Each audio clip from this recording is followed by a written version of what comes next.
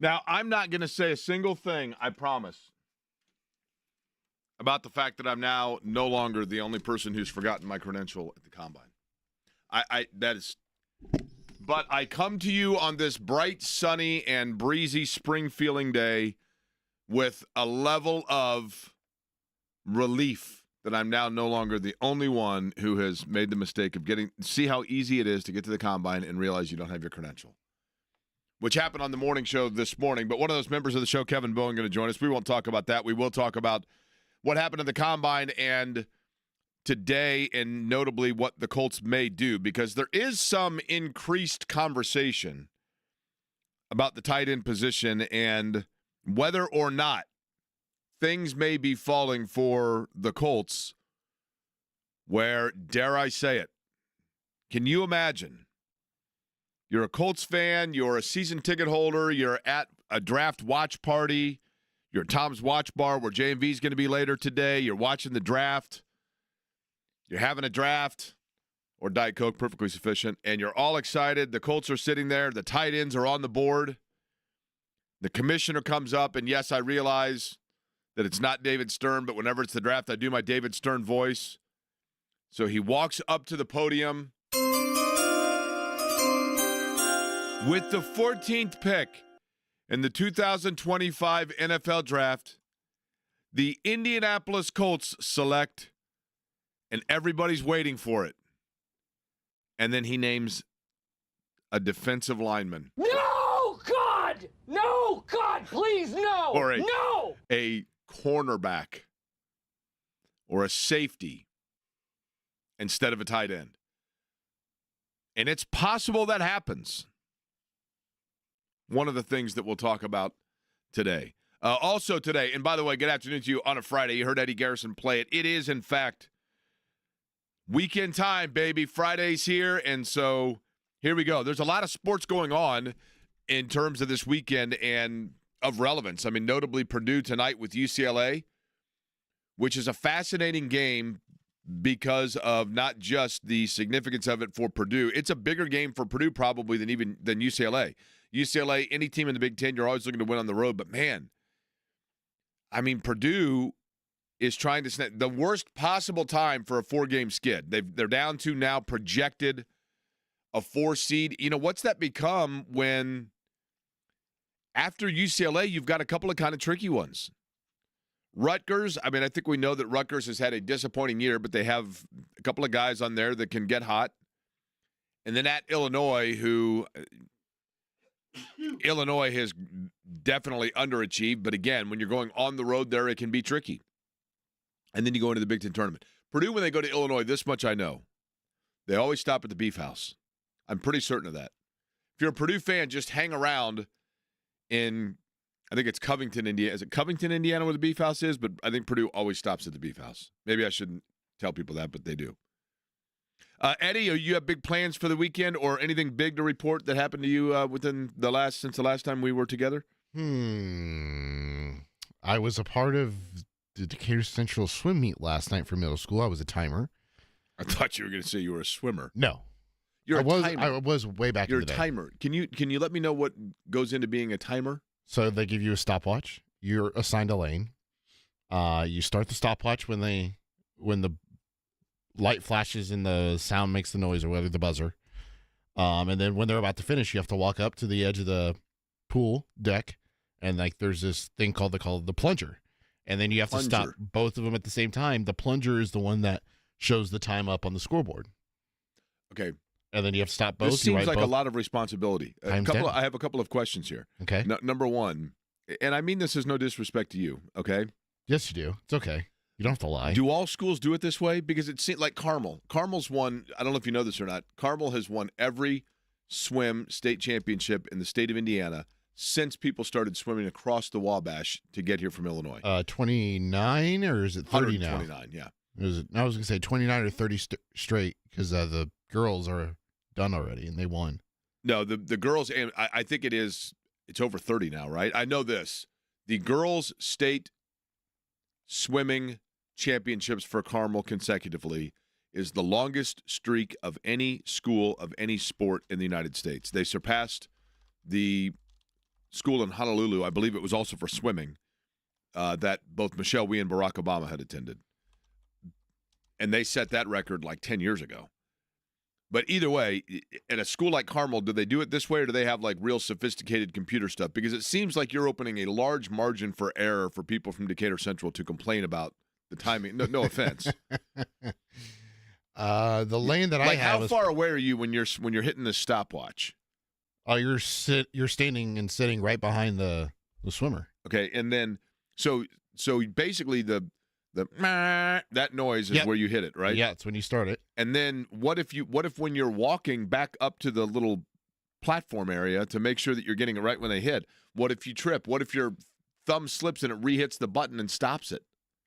Then there are other people that are watching at the end of the lanes that you can flag down and be like, hey, I stopped my stopwatch. What'd you have for this kid? So you're the primary. There are other. Yes. So wait, no, hold on. So you're not the only timer. No, there's. Yeah, so you're overselling your position. No, here. I'm not. You've got it on your resume as primary. No. Okay. No. Either way. Okay, so you did that last night, and then this weekend, obviously, you've got plans because you're going to have to do the board for the Pacers because they are in action, right? Yes, Sirs are in South Beach. Pacers. The Sirs are in South Beach tonight, taking on Miami. Then they come back home for a pair of games, first on Sunday. Home on Sunday against the Bulls. And then, of course, Indiana in action tomorrow night, taking on Washington on the road. But let's begin with, and on the show today, we're going to talk plenty about Purdue. As a matter of fact, Mark Monteith is kind of a historian about Purdue basketball. He's written a book about Purdue basketball. This game tonight with UCLA is historic. This game tonight with UCLA goes beyond Purdue trying to snap their losing streak in terms of the significance. There's probably a reason why it's going to be on national television at 8 o'clock tonight. And yes, Purdue has played UCLA in a Final Four game. Yes, UCLA is now a Big Ten opponent. Yes, Purdue, as I've mentioned now like 5 times, is trying to right the ship and get things turned back into the right direction. Those things are all factual. Yes, UCLA is 20-8 and has had a good year. And Mick Cronin has complained, talked about the travel and the challenges of said travel that affected them notably earlier in the year when they themselves had a 4-game losing streak. But how did UCLA come back from that 4-game losing streak, you ask? Well, very simply, they then went on like a 7-game win streak and have gone 2-2 since then. So 20-8 UCLA tonight, big game for both, taking on Purdue in Mackey. But Mark Monteith will join us to talk about some of the back history of why it's pretty darn cool this game tonight, beyond just the fact they played in the Final Four. And it also involves the story regarding tonight between Purdue and UCLA.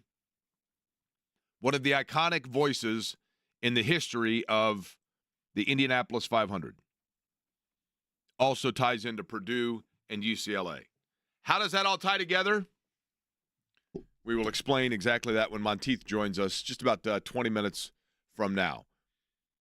The combine today, and this doesn't necessarily directly affect the Colts, but I think it's fascinating.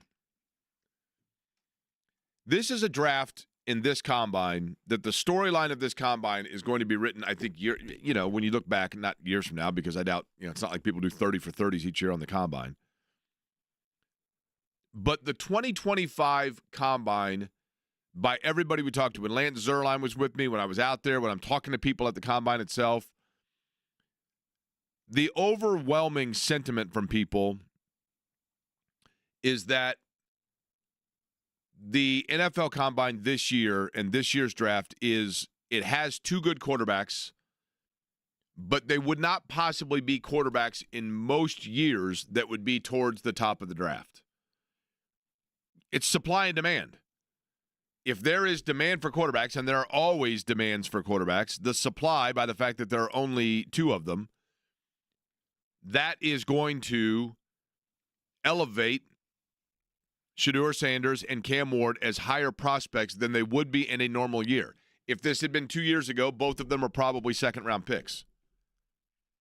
But Sanders, and I will maintain that a large part of this, and I think he's a wonderful talent.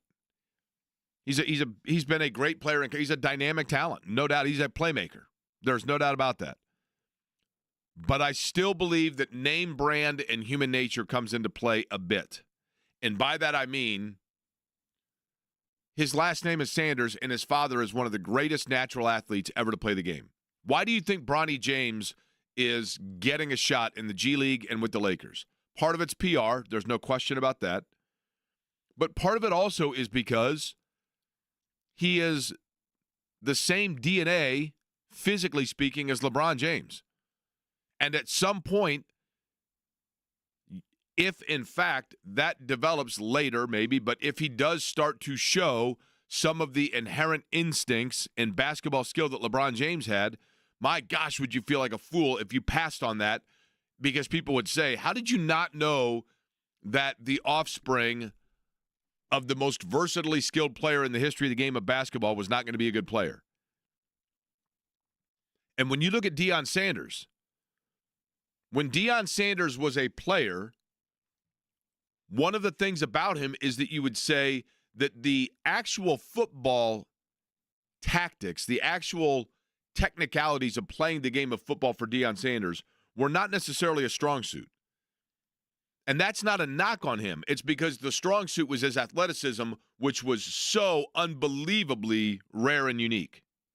For example, I've told the story before of when I was at a Clemson game. And I'm sitting there at a Clemson game, and I ask the guys around me who've been going to Clemson games forever, who's the best player you've seen in this stadium? Season ticket holders since 1980. And the ACC, I mean, they've seen Lawrence Taylor. They've seen Refrigerator Perry. They've seen Sammy Watkins. I mean, they've seen, think about Florida State. Peter Warwick, Warwick Dunn. They've seen a lot of great players, right? And these two guys turn around and they go, oh, the greatest moment in the history of this stadium, and it's terrible to say because it does not involve Clemson, except for that they were the opponent. But Deion Sanders was playing for Florida State. Clemson was up late in the game. We had to punt. Deion Sanders stood there, and they're pointing to me on the field. He stood right down there. And Deion Sanders, in the anticipation of it, starts raising his arms, asking the crowd to get pumped and hyped, and then starts pointing. And he's pointing in the direction he's going to go. He's pulling a Larry Bird. I'm going to go this way. There's nothing you can do about it. And he said, lo and behold, that dude took the punt and started running in the exact direction that he had just told 79,000 people he was going to run. And that included all of the guys that were in charge of stopping him, and they couldn't. And he scores a touchdown on the punt return, falls to his knees, does the prayer thing. And he said, literally, Death Valley, there was an energy, there was a hum of the buzz of people that literally knew we just witnessed greatness. There's nothing you can do about that. You got to tip your cap to it. Sanders had Deion did, a unique athleticism, and he had an understanding of the game, don't get me wrong, but he didn't tackle. He wasn't overly physical at the line. He was that good that he could compensate for areas where he didn't have to be overly physical because he was so gifted, and you just didn't throw towards him. I think that his son has, for certain, talent. There's no doubt he has talent. He's got a good arm. But there's a swagger that comes with Deion Sanders that swagger you partially don't want to pass on because you think, what if he does have the same raw athleticism as his dad that allows us to put him on the field regardless of his actual technicality as a player? So today, and I say this only because I find it fascinating, and it's the Combine's here in Indy. It's obviously not overly local, but it kind of is because it's in Indy. But he had the following to say from Stephen Holder, and it jumped out at me a little bit. Shedeur Sanders today at the podium. Now, what are you told when you go into the Combine? What's the key thing, Eddie, if you were a prospect or you go in for a job interview? What's one human characteristic that you want to display when you are trying to let people – you want to be confident, don't get me wrong, but you also want to have a little bit of what about you? I don't want to say you want to have a level of arrogance, but you want to have a confidence. Confidence and a humble. Yes, you want to have a humility, right? Oh, you have. Yeah. But honestly, though, you want to know and you want to make it known that you understand that you are being given an unbelievable opportunity and that you are going to be blessed by whatever opportunity comes your way. Yes, I 100% agree with you want to make sure people know that you are aware that you have skill and that you are not afraid of the moment, but that you're grateful for the moment. Mm-hmm. And I'm not saying he doesn't exhibit those things, but the quote to me was fabulous. I mean, I'm like, really? The following from Shedeur Sanders today at the Combine on the podium. We went from Jackson State to Colorado and changed 2 programs back to back. So you don't think I could come to an NFL franchise and change the program again? It's history. We've done it. There is such a difference. I don't even need to go into this, right? The players that have come into the NFL draft have been players more often than not that come in. The ones that make a difference come in because they are aware that the difference is the opportunity that they're being given, not that they are going to change. When you think about players getting drafted and showing immediate on-stage arrogance or I'm the moment, I'm the one that, like, I'm now going to look at me. Who's the first guy that comes to mind? Who's Johnny the first guy that Manziel. comes to mind? You got Johnny Manziel. I mean, you've had a ton of them over the years. Manziel's the king, though, right? Oh, yeah.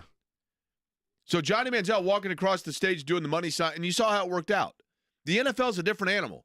Going from Jackson State to Colorado is a huge jump, no doubt about it. But that's like 1/10 the jump that you've got to take to go from Colorado to the NFL. And in addition to that, when you look at what Colorado, turning around Colorado, they didn't do that in year 1. I mean, they were big for like 4 weeks, right? Yep. They didn't do that in year 1. I just saw that and thought, okay, he's got, and maybe this is by design. Maybe it's strategy. Maybe the strategy is I'm going to show that I've got the same swag as my dad so that people then will be like, we have to absolutely take a chance on this because if he's that, because Deion Sanders definitely had it. But Deion Sanders already had backed it up in college. Has Shedeur Sanders? I don't know. But the other conversation that's come into play, and we'll get further into this with Kevin Bowen in the 2 o'clock hour. But when it comes to drafting, and this is what I think the Colts have to analyze, and I do this every year. Eddie, for the sake of argument, let's just say, give me 2 positions in the National Football League that you would be drafting if you're the Colts. 2 positions. Corner and tight end. Okay. So if you, for example, if the Colts are drafting and they're sitting there at 14 Mm-hmm. and Tyler Warren's available and they have Tyler Warren, and while I'm telling this, do me a favor, Eddie, and look up for me who the top, let's say the second best corner is listed as in the draft, okay? Okay. So if they're looking at Tyler Warren and they're looking at his size at Penn State and they're looking at his after-catch yard ability at Penn State and his Dallas Clark ability to have speed and break away, whatever it may be, and let's say that the Colts find Tyler Warren and they say, you know what? We list him as a 9.2. But then they look at tight ends that would be available in round number 2, and they take the top 3 of them, and the average score of those top 3 is 8.4. Okay? Now, who is listed as, let's say, the second best corner in the draft? Now, this is because Travis Hunter is listed as both wide receiver and corner. Okay. That would be Will Johnson Okay? from Michigan. So let's say that he's available. I don't think that'd be the case, but let's say he is. Okay? So let's say the Colts have Will Johnson, and they rate him and score him as an 8.8.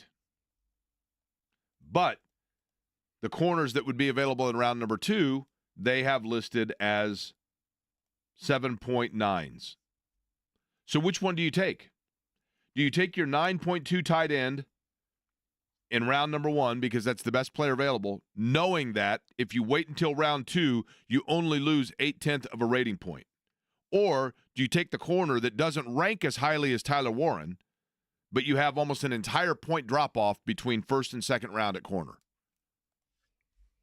So you can go corner with your first pick, get a solid B+, A- player, and still get a solid B plus A minus tight end in round 2. Now you've gotten both covered. Or you can go tight end in round 1 and get an A plus tight end, but in round 2, you're going with a B minus C plus corner. Which way do you go with that if you're the Colts? I think it also depends on how they handle and tackle free agency, because that's in a couple of weeks. And they have money, right? Yeah.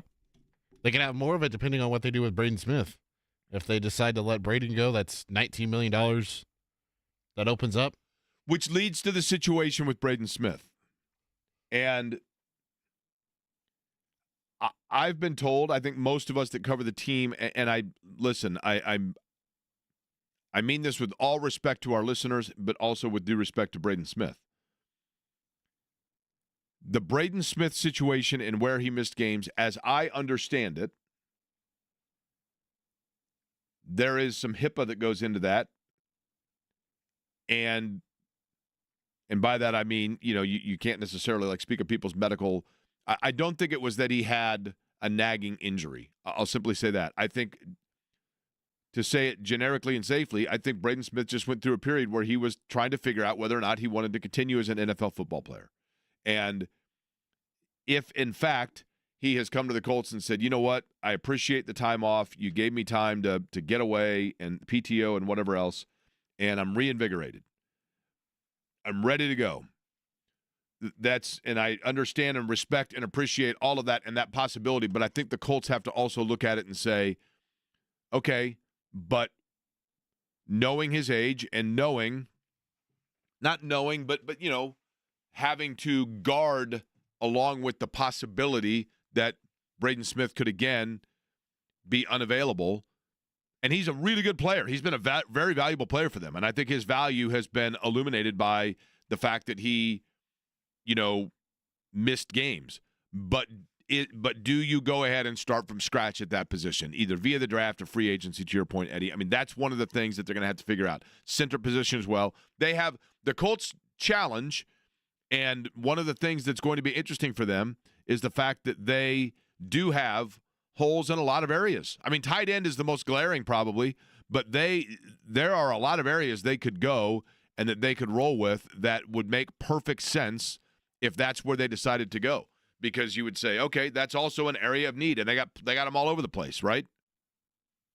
A big show lined up on a Friday. Kevin Gregory, who has been doing the weather at Channel 6, quite frankly, ever since they used to do hieroglyphics when they would do the weather to tell you what was coming up. Kevin was there at that time. Of course, his father, Bob Gregory, legendary meteorologist. Kevin has enjoyed a 40-year career at WRTV. Today is actually the last day. The last day in the television career of Kevin Gregory, who himself a fabulous tennis player, his son a tremendous basketball player that played in high school and then also at Notre Dame. Kevin began his career, believe it or not, very early on as a sportscaster. He also began his career in a very similar fashion as I in calling Ed Sorensen to ask for advice. Those two phone calls kind of went in opposite directions. But Kevin, who is just one of the greatest dudes on earth, retiring today, and so I said, hey, swing by on your way into Channel 6 and come by the studio. And he's going to come in at 1 o'clock. We'll have some good times. We'll tell some good Indianapolis lore stories. 1 o'clock for Kevin Gregory. Then at 1:30, I think, obviously Gene Hackman's passing. We discussed it yesterday. The guy that played Jimmy Chitwood, Morris Valanis, who is an Indianapolis native, the pride of Chittard. He's on their Wall of Fame. And I'm really fascinated to know, you and 7 other guys that were like Division III college basketball players and had a little bit of high school background of shooting the basketball but weren't really actors.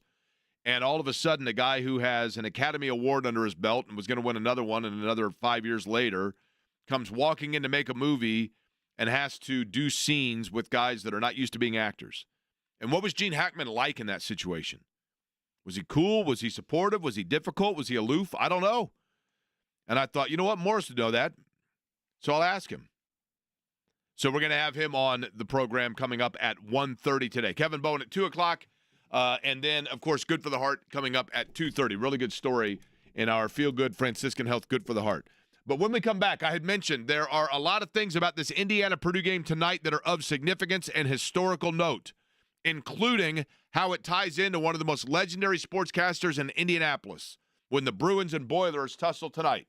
And a guy that knows as much about that history as anybody, Mark Monteith, will fill us in on what I'm talking about next.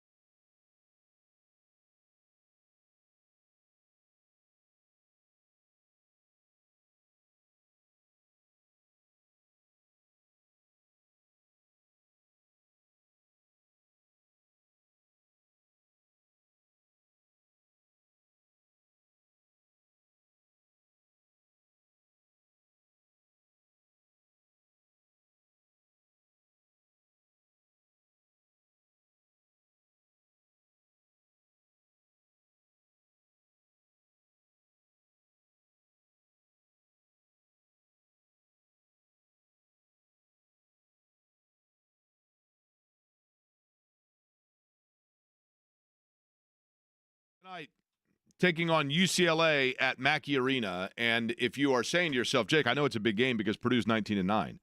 I know it's a big game because it's on national television on Fox. I know it's a big game because UCLA is 20-8 and has been a solid addition in the Big Ten, and Purdue's trying to snap a 4-game skid. Nobody knows the history of Indiana athletics. When I say that, I mean just sports in general in the state of Indiana, like Mark Monteith, and certainly when it comes to Purdue, because he's not only written books about Purdue, he has just been a historian in general of the different faces and figures in Purdue. And Mark has, in fascinating fashion, kind of illustrated both on his website, markmonteith.com, and on social media, the significance of this game tonight. And so I thought it'd be fun to have him on the program. Mark, always good to talk to you. How are you? I'm doing great, Jake. Good to be with you. Let's get right to this, and that is the fact that I know that when most people think Purdue UCLA, if they are old enough or sage enough to have read the history, certainly they know that when Rick Mount and last year with Purdue going to the Final Four, there was a lot of discussion. Look, Purdue played UCLA in the Final Four. People certainly know of that, but this game seems to almost be tribute to one of the most historic in the history of certainly Purdue basketball, and one that UCLA probably recalls as well. If you could let my listeners know and our listeners know why this game is of significance. Yeah, well, tonight's game against UCLA brings back the memory of the first game ever played at Mackey Arena in December of 1967. And I contend, Jake, that it's to this day the greatest game ever played at Mackey Arena all these years later.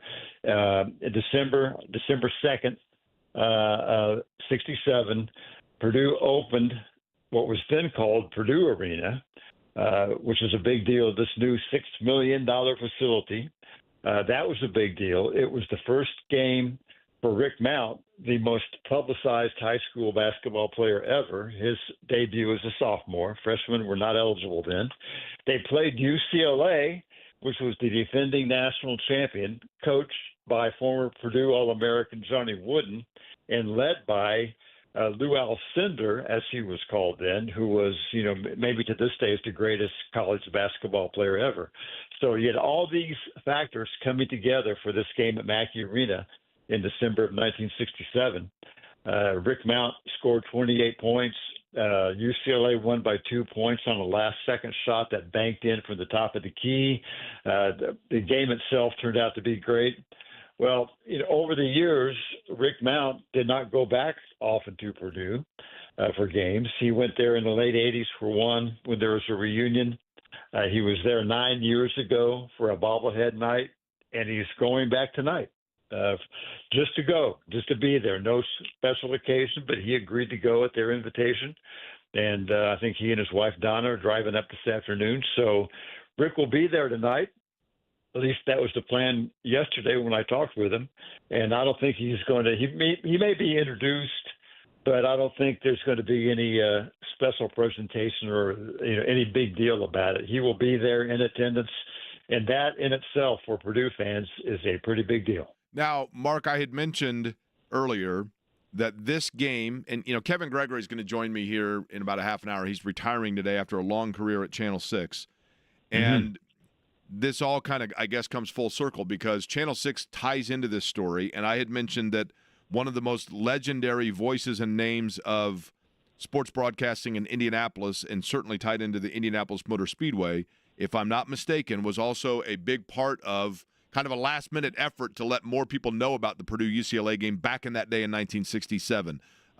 Give me the backstory then on the television coverage of that game. Yeah, you're talking about Tom Carnegie, the legendary announcer. Tom, that's right. You do the invitation. He, of course, is the voice of the Speedway, but also the high school basketball tournament and a lot of other things, too. And Carnegie told me once that, he noticed this game coming up that there was no plan to televise it. So he called up to Purdue. He said, hey, can we do it? And they said, sure, go ahead. And he didn't even think that Channel 6 had to pay anything for the rights to televise the game. They took their trucks up and televised the game on Channel 6. Began at 7:30 on a Saturday evening. And I don't know what they did about ratings back in that day, but it had to get huge ratings, a huge number of eyeballs on that game, including mine.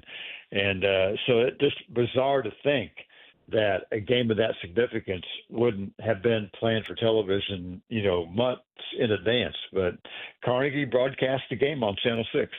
And in that, Mark, if you had to go back, I guess, in the moment, do you believe that, for example, if you had to pick one or the other, do you believe that Channel 6 or Carnegie's interest of televising that game was more so because of the opening of the new arena, or because UCLA, who was absolutely the crown jewel juggernaut of college basketball at the time, and was coming in with John Wooden, who was an Indiana native, playing in the game? Was it the UCLA draw or was it the arena draw? I would guess a lean toward the arena draw and the Rick Mount draw. Again, it was his first game with Purdue, and there was a huge build-up to that. So I would guess it leaned that direction, but the fact that it was UCLA and Johnny Wooden and Lou Alcindor coming in made it that much bigger. In that game, by the way, Rick Mount, 11 of 27 from the floor, 5 for 8 from the free throw line. I'm going to guess that Rick Mount probably to this day has not gone 2 consecutive days without thinking about the 3 free throws he missed, right? Yeah. Purdue missed a lot of free throws in that game. They were 13 of 22 as a team. Billy Keller, who was an outstanding free throw shooter, was 3 of 6. Herm Gilliam, 1 of 3. So that's where they lost the game. Really, I mean, it's amazing how many games like this, high-level games, are determined at the foul line. But Mount had a couple of technical free throws late in the game and hit 1 of 2. If he hits them both, Purdue could run the clock out and probably win that game. As it turned out, they were tied. Purdue was down. The game was tied. Purdue had the ball. Mount took a shot on the baseline that rimmed out. Alcindor grabbed the rebound, threw a pass to half court to a guy named Bill Sweek, who was in the game for defense. Sweek banks a shot from the top of the key at the buzzer. Would have been a three-pointer today, and UCLA wins by 2. So kind of a fluky ending to it, but Purdue could have prevented all that by hitting its free throws. Purdue Arena, of course, would be renamed Mackey Arena, 5 years later or so, after the athletic director at Purdue at the time that the arena opened. Will you be at the game tonight, Mark, or are you going to do like you did in 1967 and saddle up at home and watch on TV? I'll be watching on TV. Cannot make it tonight, but certainly we'll be watching and looking forward to how they do it. And speaking of that, Jake, at naming the arena, I got a story in the IBJ that comes out today about this, craze we have these days for naming everything after somebody. And Mackey Arena was called Purdue Arena, and Johnny Wooden and other Purdue All-Americans and some media people were trying to get Purdue to name it after Ward Piggy Lambert, who had coached Wooden and all those All-Americans, and wanted it to be Lambert Arena. And Red Mackey always pushed back on that, said, no, we're not doing that. Well, then Red Mackey dies in 1971, and lo and behold, 2 weeks later, it's named Mackey Arena.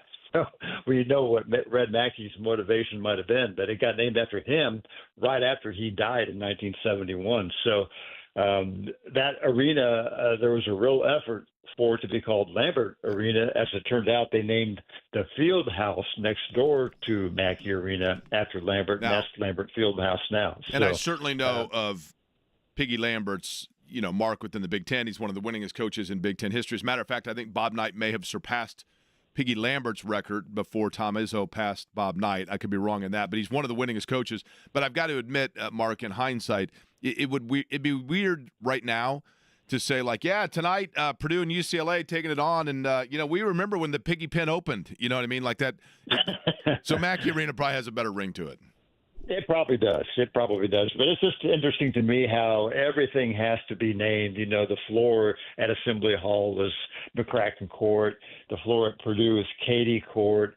And my question, Jake, is, everything gets named. So what's Purdue going to do when Matt Painter retires or whenever? He will probably surpass Katie in wins. He's already ahead of him in win percentage. He's already taken the Purdue team 2 steps further in the NCAA tournament. Going to the final game last year. So surely he deserves something. So what's left for him? The practice court. Yeah, well, but that's Brian Cardinal and his wife Oh, man. bought the rights to the practice courts. That's the thing. These things are purchased or awarded, and there's nothing left for the next generations. It's like a short-sighted thing, but they're now used for fundraising, of course. And I just think it's kind of a dilemma for a lot of people. What are you going to do when Matt Painter retires or passes away or whatever? And I think they just say, well, worry about that later. There'll be something. They'll build a new arena someday, and they can honor Matt Painter Or they'll have somehow in that. like a suites area that's the painter zone, or you know what I mean, the paint zone, that Yeah. kind of thing, right? But Yeah, they'll find something, but it's just kind of interesting how, we're in this era where everything has to have a name attached. Every room in the new football complex down in Bloomington, has been purchased and named after somebody. Rooms within Mackey Arena are named after somebody, and that's just what universities do now to raise money. And but you run out at some point, and that means certain people who come along later get left out. Mark, you got anything named after you at Pike High School? I do not. I am a member of the Pike High School Hall of Fame, as you are a member of the Hall of Fame at North Central, so I'm real happy about that. But nothing named after me, and I must say nothing needs to be. There are times you certainly merit being at Pike, don't get me wrong, but I have to admit the pride that I have in going to North Central is a little bit diminished sometimes when I think about the fact that if I'm in their Hall of Fame, then I wonder exactly what sort of school I went to. You know what I mean? I think to myself, well, wait a minute. Yeah. Wait a minute. All right, Mark, It's appreciate what's that? I was going to say, it's the old Groucho Marx line. I don't want to be a member of any club that would have me as a member. That's exactly right. Mark, appreciate it as always. And I know yesterday you had a special lunch. You posted it with Donnie Walsh, Darnell Hillman, and Derek McKee. So a 3D lunch yesterday, which looked like a lot of fun. And I think people appreciate when you post those and keep everybody up to date with what some of the legends are doing. But appreciate the time as always, Mark. All right. Thanks, Jake. All right, Mark Monteith joining us on the speaking of naming, by the way. Speaking of naming. Oh? The available to be sponsored and named after your fabulous company guest line. We've had a lot of success with that in the past. It's available to be sponsored now. We appreciate those who have sponsored it in the past. Your name here. Mark Monteith on that guest line. Kevin Gregory going to join us, by the way, 15 minutes from now. As a matter of fact, he and I will probably reminisce as his career at Channel 6 comes to a close about one of the most historic pieces, and I believe, of sports history in the city of Indianapolis that that Kevin Gregory and I think were the only two people that truly understood what it was, and it's just buried in a basement in the WRTV building. And I'm destined to find out from Kevin whether or not, A, it's still there, and B, whether or not one of the two of us can get it as a souvenir upon his retirement. He joins us in studio in about 15.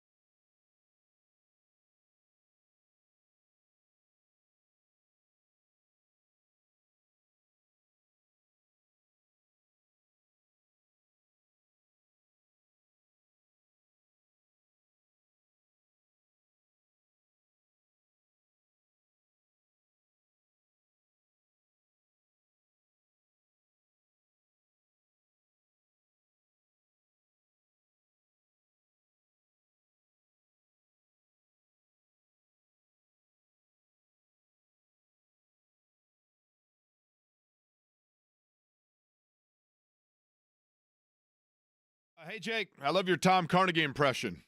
Well, thank you. I haven't done it in quite some time. That's right. Good-looking young man. Hails from somewhere south of Terre Haute. A new track record. You know what was on last night? Because, Eddie, that's not bad, right? You know what was on last night? I tried to videotape your segment. My segment? Yes.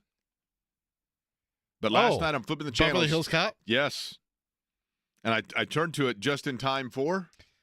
You're not going to fall for a banana on the tailpipe? Listen. Needs to be more natural. That was one of the most spontaneous impressions that anybody's ever done, and you totally knocked it out of the park. Thank you. IndyCar getting underway this weekend, by the way, in St. Petersburg. You can hear that race right here on this station on Sunday. I believe coverage starts at 11:30. 11:30 in the morning, correct. 11:30 on Sunday for IndyCar. And I always tell people the challenge with race number one, if you listen to it on the radio, and this is probably true as well for television, it's hard. You're rusty. You know, you have drivers that have switched to new teams, and so you don't recognize the cars. We haven't done it in, what's it been? You know, I mean, when's the last race? September? September. August? Did they go into October this year because of the Olympics? I can't remember. I mean, it all kind of runs together. But, yeah, I mean, easily, half a year, right? So every year when we call the race, I think to myself, I can't do this anymore. I've like reached my window here. I mean, I've hit my ceiling. I don't know how, you know what I mean? I don't know how we're going to be able to do this. But we're going to do the best that we can. By the way, and this is the thing that I love about a guy that's going to retire. You can sit in that seat right over there, Kevin. Kevin Gregory on his final day of Channel 6, and I'd said to Kevin, hey, we'd love to have you in studio on your way into work, and don't worry if you're late. It's your last day anyway. And I said, how about 1 o'clock? And he just walked in. It is fabulous to see you. I walked halfway down Meridian Street. I just soaked up some of the sunshine in that. Hey, you were talking nice, about right? the race and doing that. So when we would do breakfast at the Brickyard, when you're driving in the morning, they would have replay of past races. And what would fascinate me the most was a period of time, and you may know when it shifted, but there were no turn announcers for a while. Right. And so it was this kind of large umbrella that the race is going on, but you really didn't get any detail. For example, Foyt is out. Let's go down to the pits. AJ, what's going on out there? How's it going? It'd be like a basketball game. Right. And you don't know or describe the action. And Reggie Miller comes out of the game, and then you finally ask him, So that was a seminal moment, huh? They really changed it. It started with, obviously, Sid Collins was the original, anchor of the radio network, and they did have guys in the turns, but they did more so like backstretch reporters.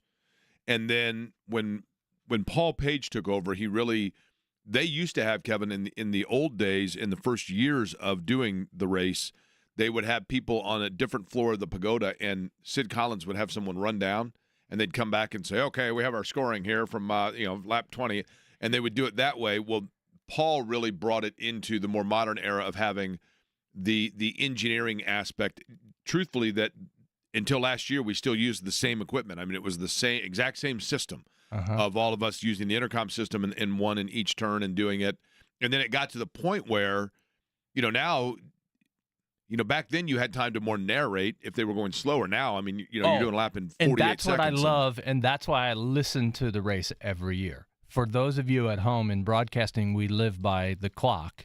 Usually we have a decent amount of time, but think about this. Here they come into the first turn, and Jake, you'd have a second and a half or something, and they're down low into the first turn. He's trying to make it around to you at 2. So you add something meaningful, but you need to do it in such a concise manner. And sometimes in our business, our mind and mouth are not connected, and it's harder to communicate. So that is a challenge. But, man, I've said this for years, He's a foot off the wall into the north chute, down below the white line coming out. Anyone who's listened to this stuff through the years, the mantra. It's the easiest job ever. We just got a nonverbal signal that I saw. The clock. That's the clock, right? Well, he did a break, kind of like we're going to break something. It is. Today's the last day, right?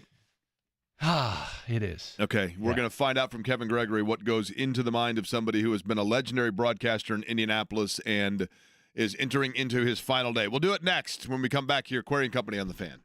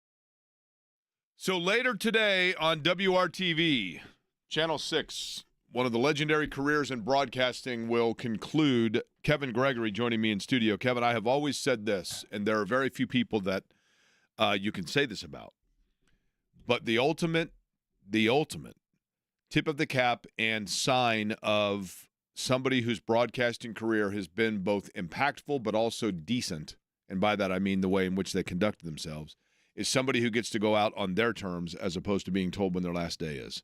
And for that reason, I certainly congratulate you and commend you on a remarkable career that has spanned 36 years of keeping people advised on being safe when it comes to weather, also helping out kids with weather camp, doing shows at the Indianapolis Zoo, and tolerating young people like myself in the building that were probably very annoying. Well, even as an adult, Jay. When he would get a new car and was worried about hail damage, who would he text? Yeah.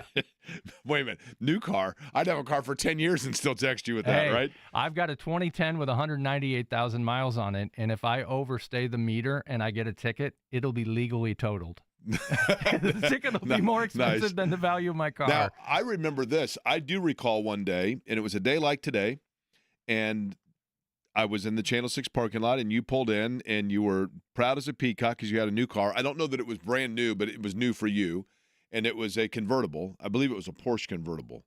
Yeah, Targa. The midsection kind of lifts out. Yeah. And so you said, and I can't recall if my memory is that we went around the block in it, just to take it for a spin, or if it was that you came in with it and the top was down because it was a day like today, and you were playing music. But I remember thinking how cool the car was and how lame it was that you were listening to Air Supply. Do you remember? Yeah, but that's not lame for me. I mean, if you got my hit list, Christopher Cross, I'll go back to 90.9 WBDG, Ben Davis High School, seminal moment in my life, because for these high schools that have programs, and it's become way more sophisticated now because it's radio and TV, they get real experience.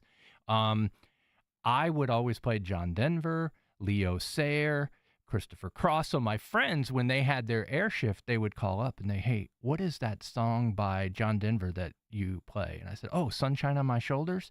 And I'd hear, and it was a 45, and they would break it, and they would put it up in the false ceiling. Oh, yeah. And so Ben Davis knows about this at the time. But, you had a color-coded playlist. You had to play something from the yellow file and then from the orange and the red. But that's one memory. My playlist is pretty soft. I like that. And then I also remember, honestly, having to shut the microphone off because I was hyperventilating my first time on the radio. Really? Oh, yeah. Very nervous. That happened to me about an hour ago. It happens. I still get nervous. I'm nervous today. It's just an awkward day. And so, yeah. Your career, if I'm not mistaken, Kevin, began at some point where you spontaneous. I don't remember if you were filling in or if it was just part of a rotation you had to do, but we were just talking about the famous game between Purdue and UCLA at Purdue Arena, now Mackey Arena, between Rick Mount and Lou Alcindor.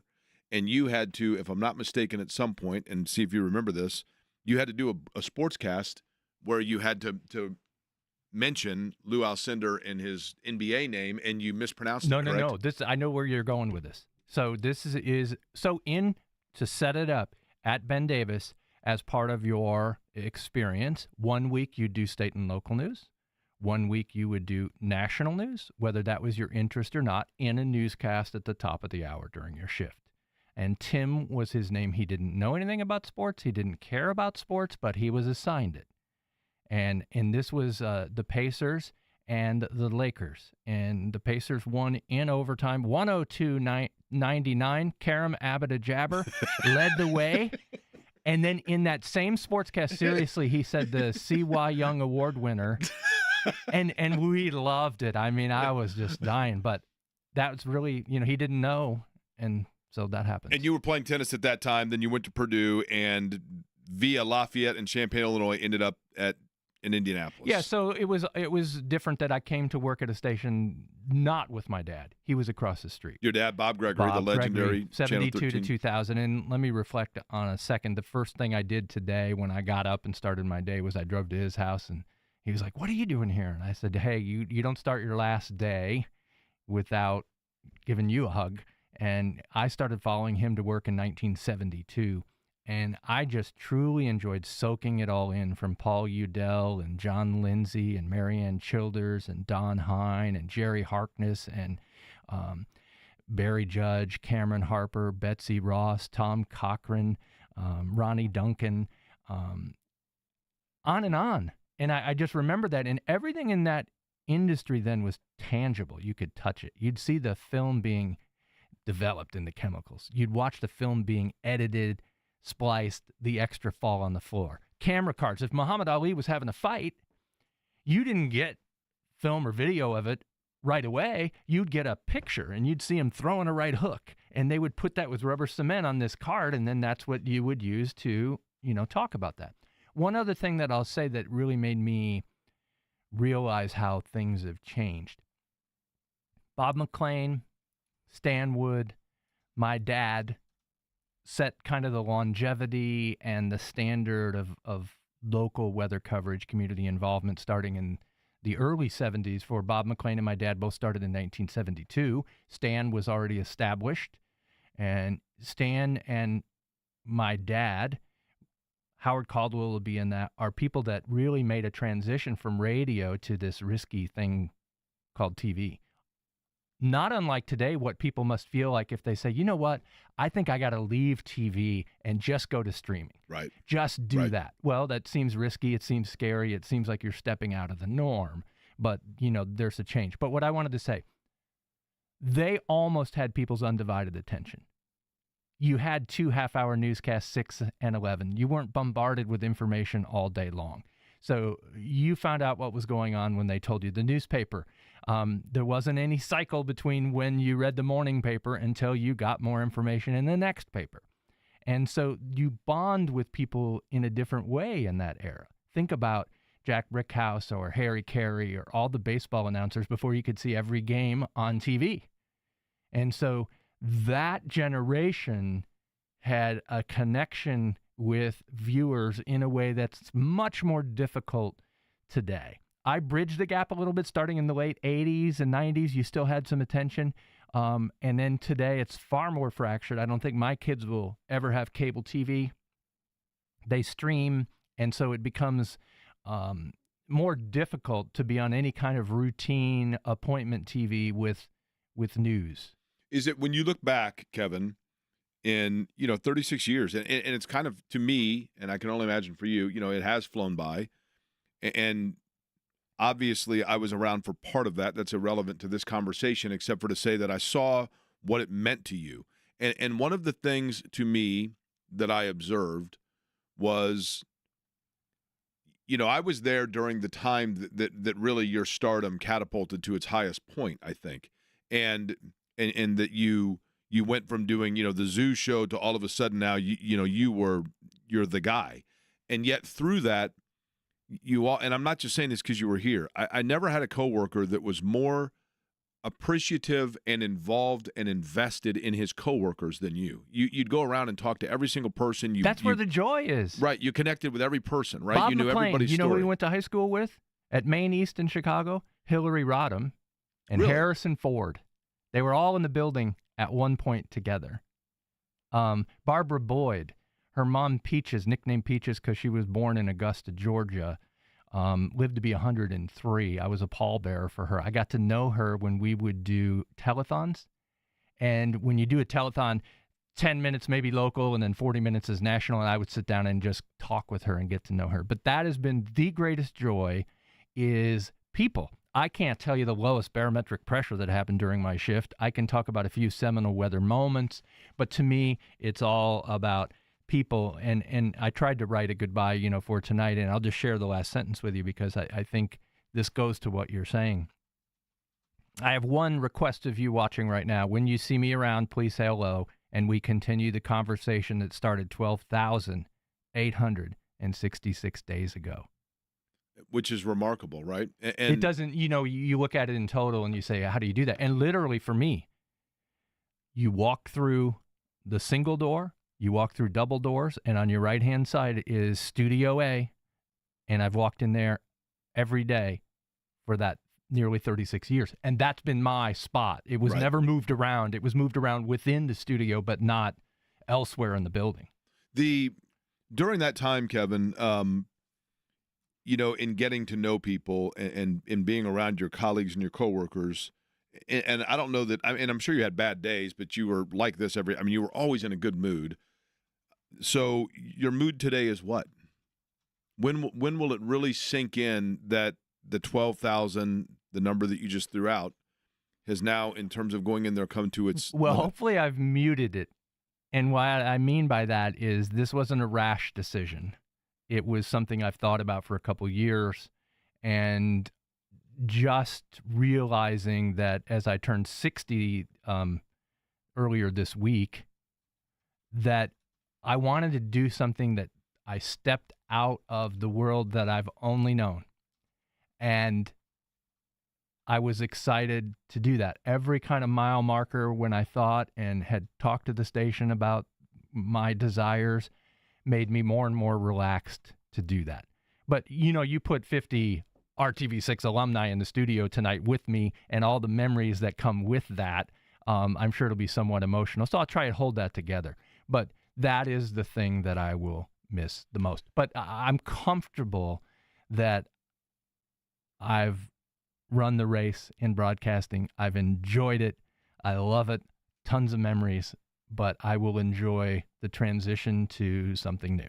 Do you remember, Kevin Gregory is my guest. Today is his last day at WRTV6 after the career that began in 1989. Do you recall, and this would have been, and I'm going to guess here, late 90s, early 2000s, they had pictures all over the hallways of Channel 6 of the anchor team, which would have been Clyde Lee and Deion Willis, yourself, Ed Sorensen was doing sports, Bob McLean was also in the weather office. Dave First would have been probably the number 3 guy, and I'm guessing Scott Hoke maybe was still there. And I was essentially just hanging around. But do you remember when they had mouse pads, which were a thing, and maybe even T-shirts or posters? I have it. I know where you're going. Go ahead. And Ed Sorensen, who had always kind of been and was clearly a mentor of mine, Kevin, you know that well. But Ed was, I think, a little bit, how would you say it, intimidated, bewildered by your sudden rise, and you guys are of equal talent level but differing approach. And Ed went around, and I don't know if this has ever been, if you knew factually that it was he who did it, but he went around and drew little devil horns on himself in all of the photos in the building and a halo over you. Yeah, he goes, "You're the golden boy. I don't know what you're doing, but I'm the devil." And I have that mouse pad. So he did confess to you that it was him. Yes. Yeah, I have it. So Barbara Lewis. Well, let's start. Clyde Lee, Deion Willis, Bob McLean, and Ed Sorensen. And then James Adams, yep, Barbara Lewis, and myself were all on the mouse pad. And eventually it was Ed and me that were still working, and I had the halo, and he put devil's horns on himself. Now, you also called Ed when you were a young person, right, wanting to get into broadcasting, correct? Yeah. I first met Ed at the Pacer game, and it's my memory that it was the seminal moment. It was the transition when Simons had taken over ownership. Okay. And so he was sitting right in front of us, and so he said, "If you ever want to do an internship or anything like that, give me a call." Yeah. And then didn't you call him and say something about, because you were a tennis player, you wanted to be a sportscaster or something along those lines? Well, I said, "Hey, the clay courts are coming up. Is there any way that I could help with coverage?" And he didn't react kindly to that. I don't know if he thought that I was going to. I'm saying, "Hey, take the week off. I'm going to anchor." Right. But he's like, "What have you done in broadcasting? What have you done?" And I said, he's a character, to say the least, right? Yeah, to say the least. Kevin, when you look back, what are the memories of? Give me 2 or 3 that jump out at you. I'll remember forever the laugh of Barbara Boyd in the newsroom. I'll remember Barbara Lewis's laugh. I will remember working with Bob McLean and David James and how mentoring, friendly, helpful they were. And that's the sense I got from the entire building. I'm a 24-year-old kid going in there. I ended up giving the eulogy for Howard Caldwell. I'm proud of that, because why does a 24-year-old kid bond? He retired after starting at 1959 at WRTV in the 93, 94. So we barely worked together, but we bonded, stayed in touch over all of these years. And it's that kind of environment that I felt the entire time I was there from all the coworkers. I mean, you really just embrace that. There's been lots of change. That's part of the industry. There's been lots of stability, and I smile when I think of all of that. I was sitting here. Are we going to come back after a commercial break? No, we're still going. We're fine. Well, what I'm trying to find, and so Clyde would always scare Dion every night when she would come in the studio. He would try to find a new way to scare her, and so I decided that I'm going to get them both good, and I hid behind the scenes. I'm looking for this as I'm trying to talk. This would have been in what year? Prior to 2000, certainly.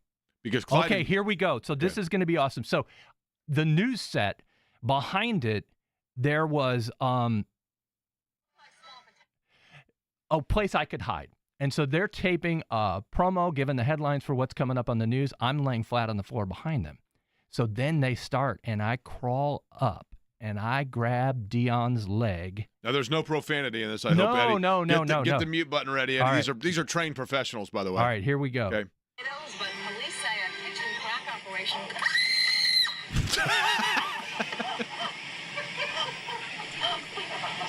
That scared me. Jeez. Oh my, watch it. How did you do this? How did you sneak around? Sneak around like God. Now, that would have been, what, 1999 or 2000, right? Because they were done by the early 2000s, right? My memory is it was just before 9/11. You know, just before 9/11. Yeah. And Ed's last day was in that window Correct. as well. And he then, was done in September of 2000. Okay. Just the year Yeah. before, I believe. So right? it was. So that might have been. So that all kind of was a blur. But there was that kind of fun. And now here's another example where I got Ed mad. This was funny. So we used to do 10 to 10. Give us 10 minutes off the top. We'll give you some news, a quick weather hit, and some sports. So I would always throw it from my little weather hit to the newsroom where Ed was. But they're telling me in my ear, no Ed, just go back to Clyde and Dion. So once we go to commercial break, I was saying, what happened with Ed? And they said, well, he was there, had his microphone on, but we couldn't hear him. Back then, all the microphones were hardwired. Well, vacuuming, somebody had clipped the cord. So before Ed came out for sports, I took his chair away and I put the vacuum cleaner there. Yeah, I'll bet I know Ed. He did not think that was funny. That would be why he was defacing the mouse pads after a while, right? What was funny is that some people arrive at the studio early, like to get into position. Ed liked to live on the edge. I mean, he would walk through the control room 30 seconds before we'd be on, throw the scripts and say, hang with me, man, here we go. He liked that energy of that, right? So he didn't have time for a vacuum cleaner instead of a seat. Now, I'm biased, Kevin, with all due respect to you. I'm biased, but I think you'll agree with me here. I have always said that when it comes to ad-lib, spontaneous, fill-time broadcasting, Ed Sorensen is the greatest it's ever been. Oh, I mean, he's a phenomenal talent. He's a great guy. I'm not painting him. He was just funny. I mean, there's nobody like him, right? Yeah. So people that met Ed, and this is interesting too. This is my take on. You look at sports, for example. We get larger-than-life personalities. Ed Sorensen was one of those. Chet Kopic was one of those. Mark Patrick was one of those. Don Hine, not as flamboyant. He came from a different generation, but very personable. And so there was that dynamic where I always felt like it was harder to run a marathon at that intensity level, meaning work 30-plus years. But I'm wrong about that, too, because I remember the first time I saw Dick Vitale, I was like, oh, this can't. Oh, you're right. And he's still going, right? Oh, yeah. And so, I mean, he just brings it. Now, lastly, Kevin, one of the things that I've always been curious about, and now that you are, and maybe, and I shouldn't say it this way, I didn't know if since today's your last day, if after everybody's left, it's Kevin Gregory Day today, so you can do whatever you want, right? You basically have immunity. There was, and you and I think, really do, and Dave First would be in this category too, but we were a couple of the few that I think truly understood the significance of what it was. In the basement at Channel 6, there was a very large WFBM television camera, which had originally been what WRTV was. And I believe that camera was part of the the broadcast of the main straightaway of the 1948 Indianapolis 500, which I'm fairly certain was the first 49, the very first broadcast of the Indianapolis 500. And that camera for a long time was just sitting, collecting dust in the basement.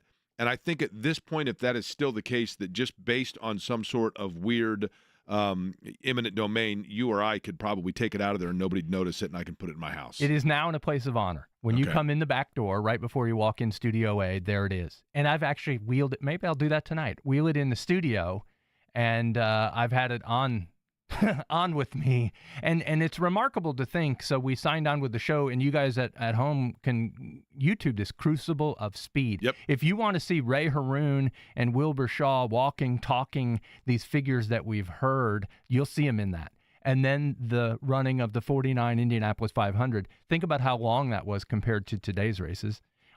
There's one camera we have at our place, another at the State Museum, and then, of course, they added the fleet. But you didn't go to Best Buy. You didn't go to H.H. Gregg to buy a TV camera. They had to build them. Right. I mean, it was yeah, crazy. It's a big piece of equipment, for so, sure. you know, to a lot of people, you say 1949, it feels like it's forever. Well, it's not. When you started, that would have been 40 years prior, and now here you are, and you started 36 years ago. And that makes you realize the Crucible of Speed, how fast that time goes, right? Time Absolutely. is undefeated. All right, so give me the rundown, Kevin, tonight in terms of your broadcasts and what all is happening for your celebration. 5 o'clock is pretty normal to have some tributes probably. 6 o'clock is when I'm climbing the ladder to the top of the high dive. And then I will jump off, try to go toes first. So no late show tonight? No late show. No.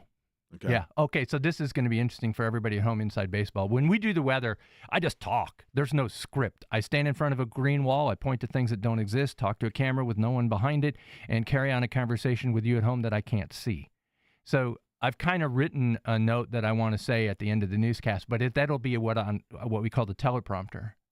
I'm not a professional teleprompter reader, so we'll see how that goes. But if all else fails, this is the most important thing. A big thank you. I mean, I loved it. I really felt like because I grew up here, I always knew who I was talking to. Here's another piece of trivia.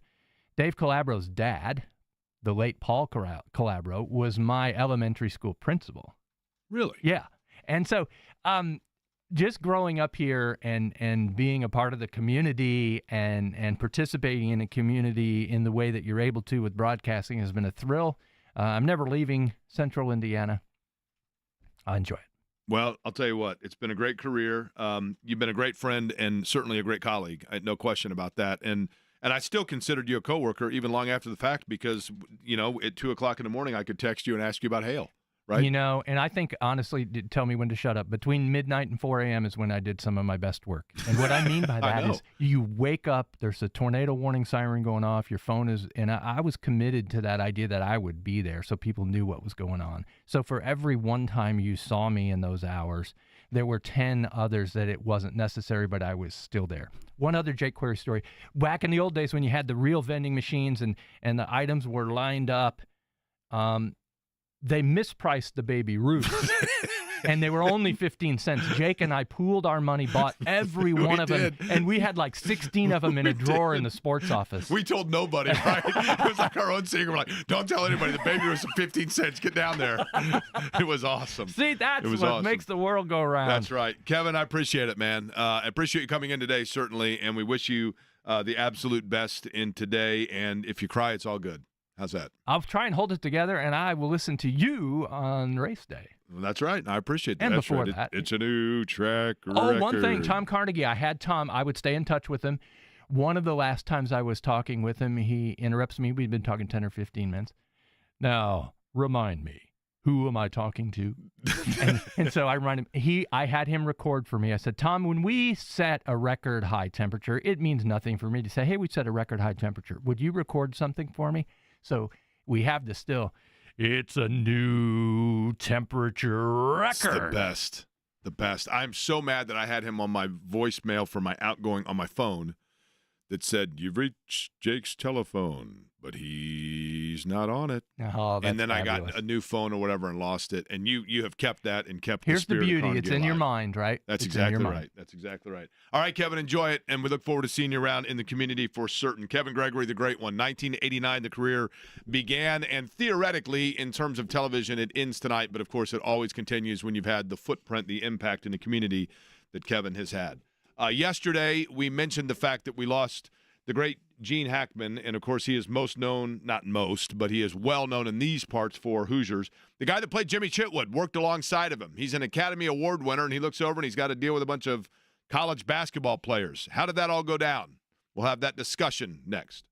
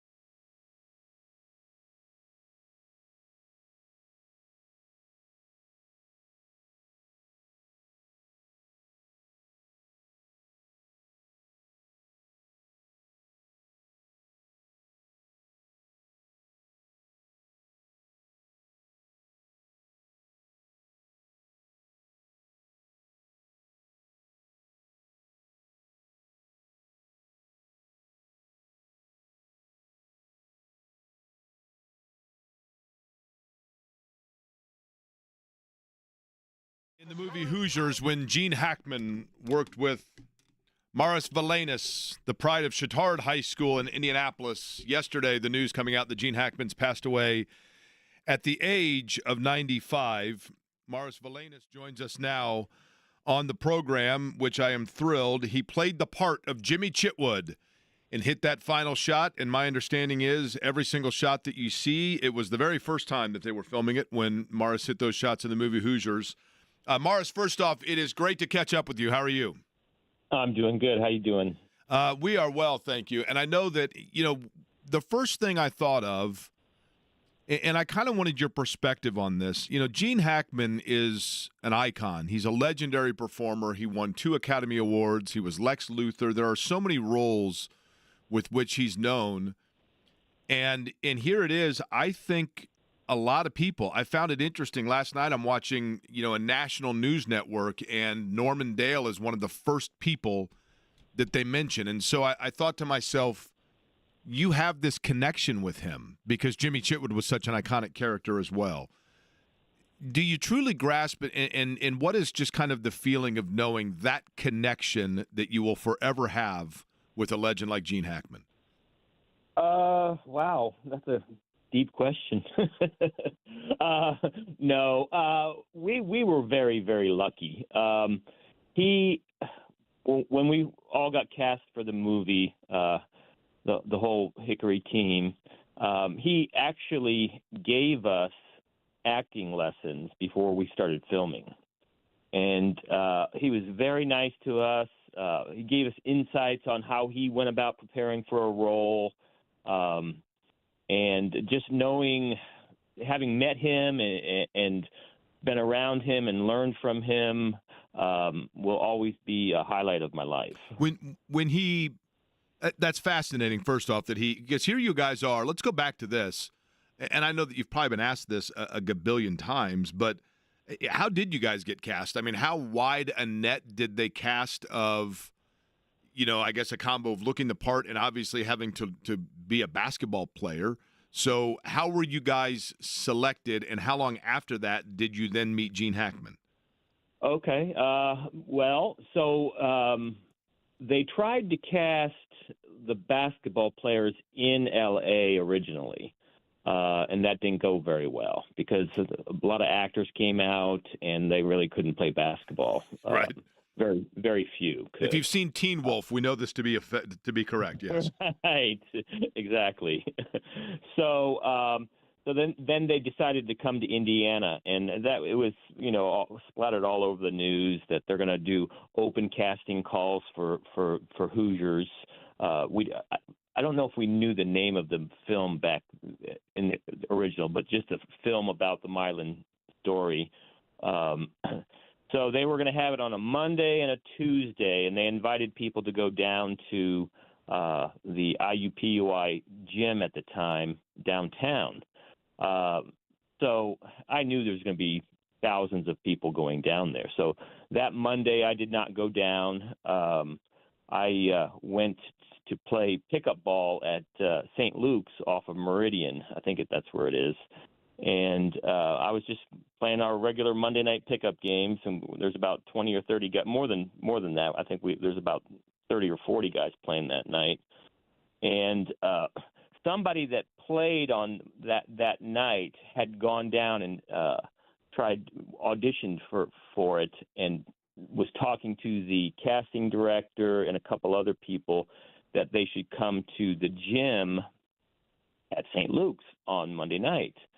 And so they came down, and I saw some people sitting in the area kind of away, just watching people play. And I was just playing my usual game, shooting it every time I got the ball. That's right. And playing no defense. And but that night, in particular, I think I was having a halfway decent night shooting. So after the night was over, after we had got done playing, the casting director came up to me and say, "Hey, come down tomorrow, and we're having casting, the last day of casting tomorrow, and try out." So he left, gave me his card, and then the next day I was actually debating whether I should go down there, but I ended up going down to the gym down there, walked in the door, and there was about, I would say, at least 500 people in line. The entrance to the gym, and then there's a line wrapping all the way around. And I looked at the gym doors, I looked at the line, and I thought to myself, I am not going to wait for 2.5 hours or even longer to try to get in there. So I kind of walked up to the gym doors, just kind of looked in to see if I could get a peek. And at that moment, the casting director walked out and saw me, and then took me ahead of all those other people, and I went right in.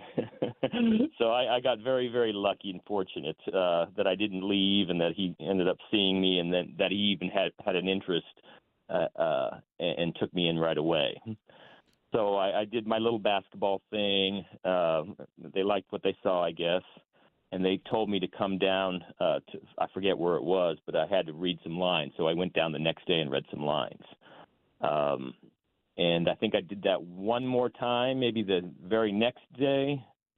I can't totally remember. But then after that, I didn't do anything else. I didn't meet with anybody. All the casting director said to me was, "You have a part in the movie." What part? I didn't know. It could have been an extra for all I knew.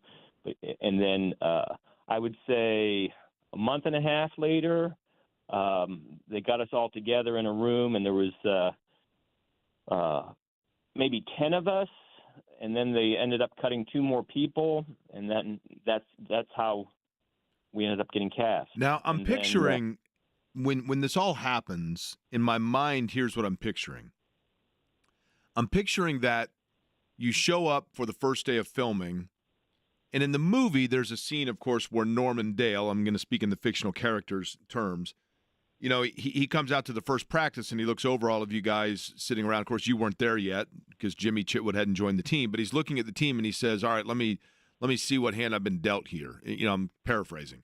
And I'm picturing Gene Hackman doing the same thing, because the word has always been that Gene Hackman didn't think the movie was going to be a success, that Gene Hackman was a little almost embarrassed of this little campy film that he's been cast in, but he needed some money, so he does it.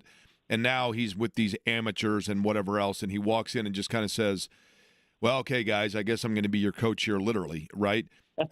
How did it actually go down, and is it overblown, the Gene Hackman, you know, how much interaction did you really have with them in terms of the length of time that you were around him?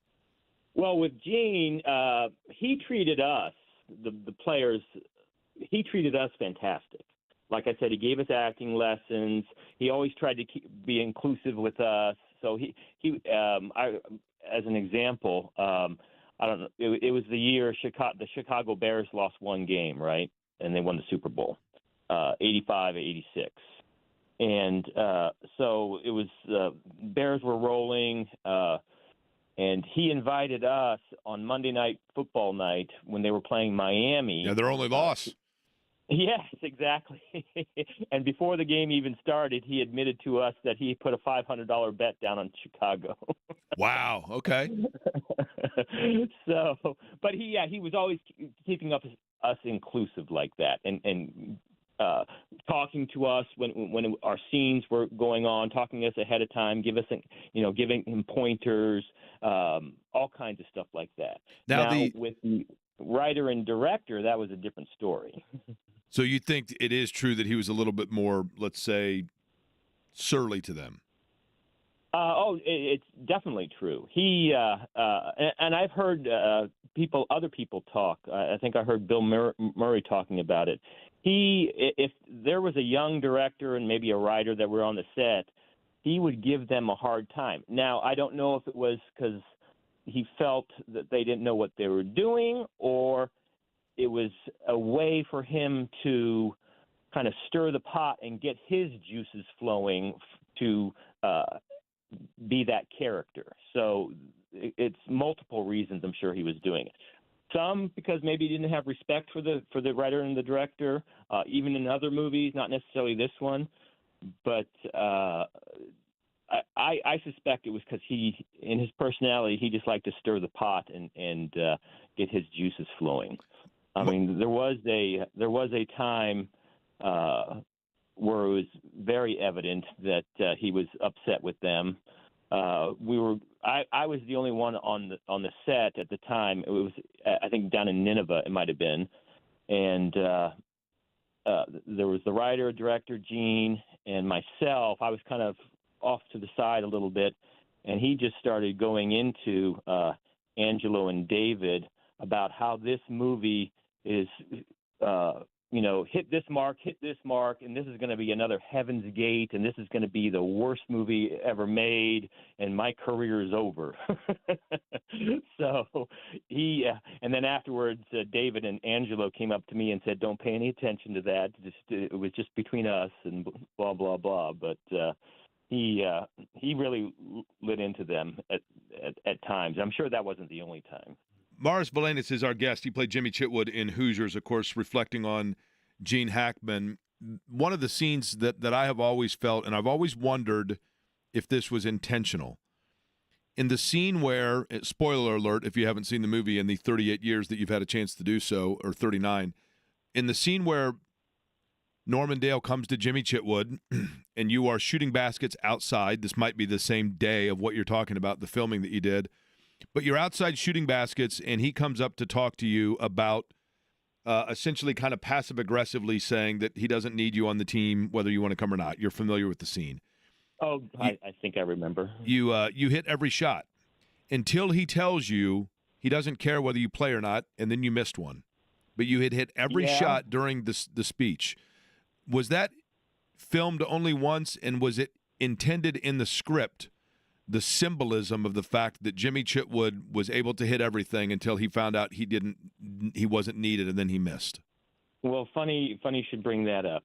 So that scene, that was my first scene by myself with Gene Hackman, and it was late in the evening. It was just starting to rain a little bit, and they were thinking of moving the scene to the next day, and I was hoping they would, because I was very nervous about it.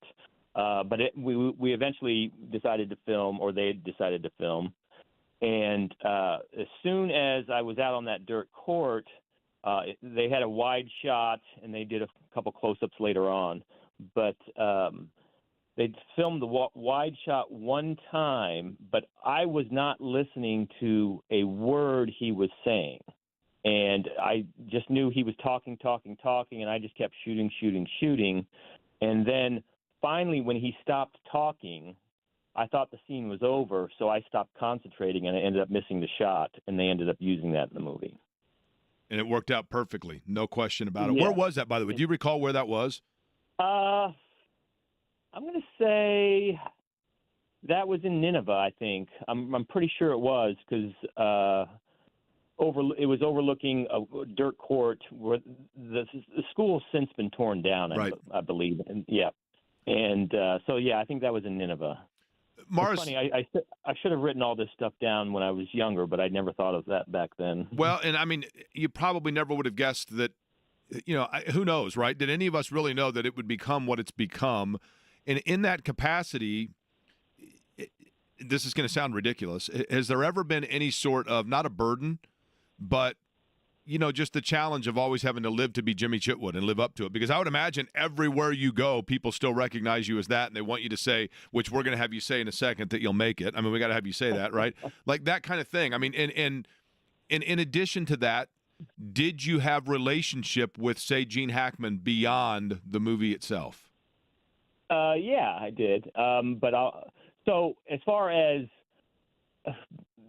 it being a burden, that has been further from the truth all along. I mean, I recognize how impactful, I guess, this movie, the Hoosiers, was to a lot of people. I mean, you got parents showing it to their parents or their kids, and those kids that have grown up now are showing it to their kids. Anytime anybody recognizes me, I appreciate it, and thank goodness that they find some joy in having seen the movie and whatever. But it's always been a pleasure to have been associated with it. So it's always a good thing. I mean, even I kind of enjoy I still play basketball 2 or 3 times a week, and the guys that I play with, thank God they let me play because they're 20 years younger than me in most cases, if not 30.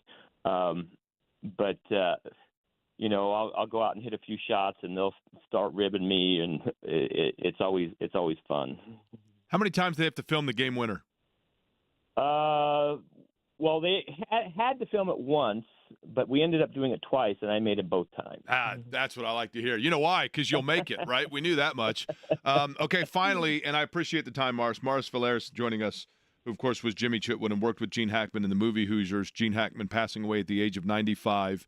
The last time, I guess, that you spoke with Gene Hackman or your relationship with him and just your overall thoughts on the passing of a legend. Well, it's been a long time since I mean, he retired and was painting and doing all kinds of different things after he retired. But I remember after Hoosiers got done filming, right before on our wrap party, he and I were talking, and he gave me his number. He told me, when I get out to L.A., give me a call, what do people, and that kind of stuff. And so I got out there, got an agent. I'd been out there about a month, and I still hadn't called him yet. But then my agent said, "Let's just give him a call." So we called him. I talked to him. He invited, "Hey, just call me back in a week when you get settled," kind of thing. And I never called him back. Come on, man. Come on. So yeah, that's my. Back then I was I would say too shy, I guess, or too. I didn't want to impose on anybody. Understood. Kind of thing. And I mean, you're talking about a legendary figure. I certainly get it. Yeah, exactly. I mean, hell, I was shy. I was shy and awkward reaching out to you. I mean, I totally get it, right? Totally get it. All right, you're in the Wall of Fame because you're one of the great. Not actor. I'm not saying you're not a great actor. I'm not saying you're a great shooter. Great golfer in Chittard history. You were in the Chittard Wall of Fame for golf, right? Yes, I am. Now I got to give credit where credit is due. I was, I think, only all city maybe junior and senior, but definitely my senior year. I don't know about my junior year. But my younger brother, a year younger than me, won the golf state championship his senior year. So after I graduated, his senior year, he played out at Old Oakland and won the state championship. Okay, so last thing here on the way out, we're going to pretend, Morris, okay? It's the city championship, Chittard. You've got a putt. It's a 40-foot putt to win the city championship. I walk up to you, you know what you're going to have to say, and I say, all you've got to do is sink this putt, and we're the city champions. And you haven't yet played Jimmy Chitwood. You're a golfer. You're looking at this long putt. You look at me, and without question, with confidence, you say what to me? Boom, it's your most famous line. I'll do my best. Oh, come on. I'll make it. Yes, there we go. There we go. Morris, I appreciate it, man. Have a wonderful weekend, all right? You too. Thanks for calling. All right, Morris Valenis, Jimmy Chitwood from Hoosiers. We are way over. Kevin Bowen joining us in about 10.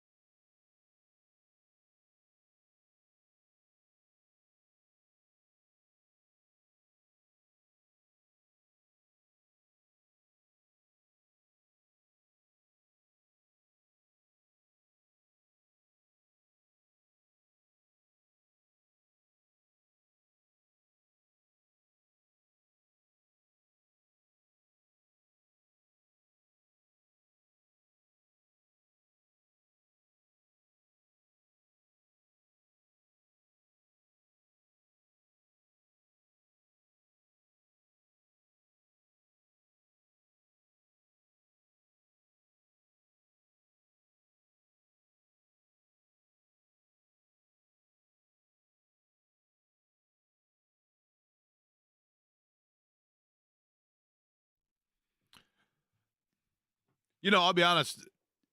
Done this a long time, interviewed a lot of people. That was as fun as any of them. I just thought it was fascinating to know all the different stuff that took place in the filming of, and you never know, right? I mean, Gene Hackman didn't think it was going to be a big film and that it was going to ruin the career of he and Dennis Hopper, and it turned out to be obviously a masterpiece and something that is extremely close and dear to the people of Indiana. It is Combine Week. That means Kevin Bowen has been very, very busy. We have a lot of eyes on what the Colts might do at 14. We will recap that and some surprising things that were said by one of the biggest prospects, at least in my eyes, at the Combine that happened earlier today. Kevin joins us next for that conversation here on The Fan.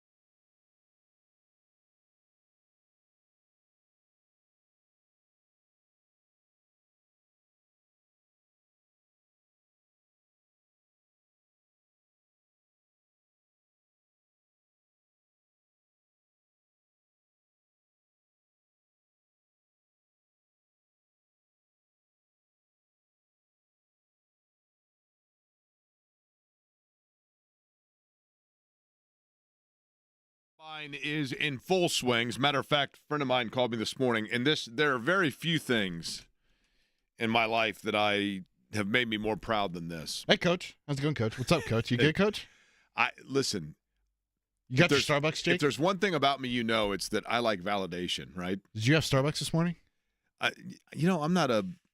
Shannon loves the grande. It's funny. She repeats it like 6 times, and I'm like, I've gotten enough of these for you. I know that you like the skinny grande vanilla latte, right? Uh-huh. And they don't taste bad. So I've had a few of them, but like 5 in my lifetime total. But I had somebody call me this morning, and they said, oh, my gosh, I had to laugh. I'm downtown setting up for Damar has a huge event tonight. Damar is a fabulous organization. They have a huge fundraiser tomorrow night. And a buddy of mine called me and said, I'm down here helping set up for that.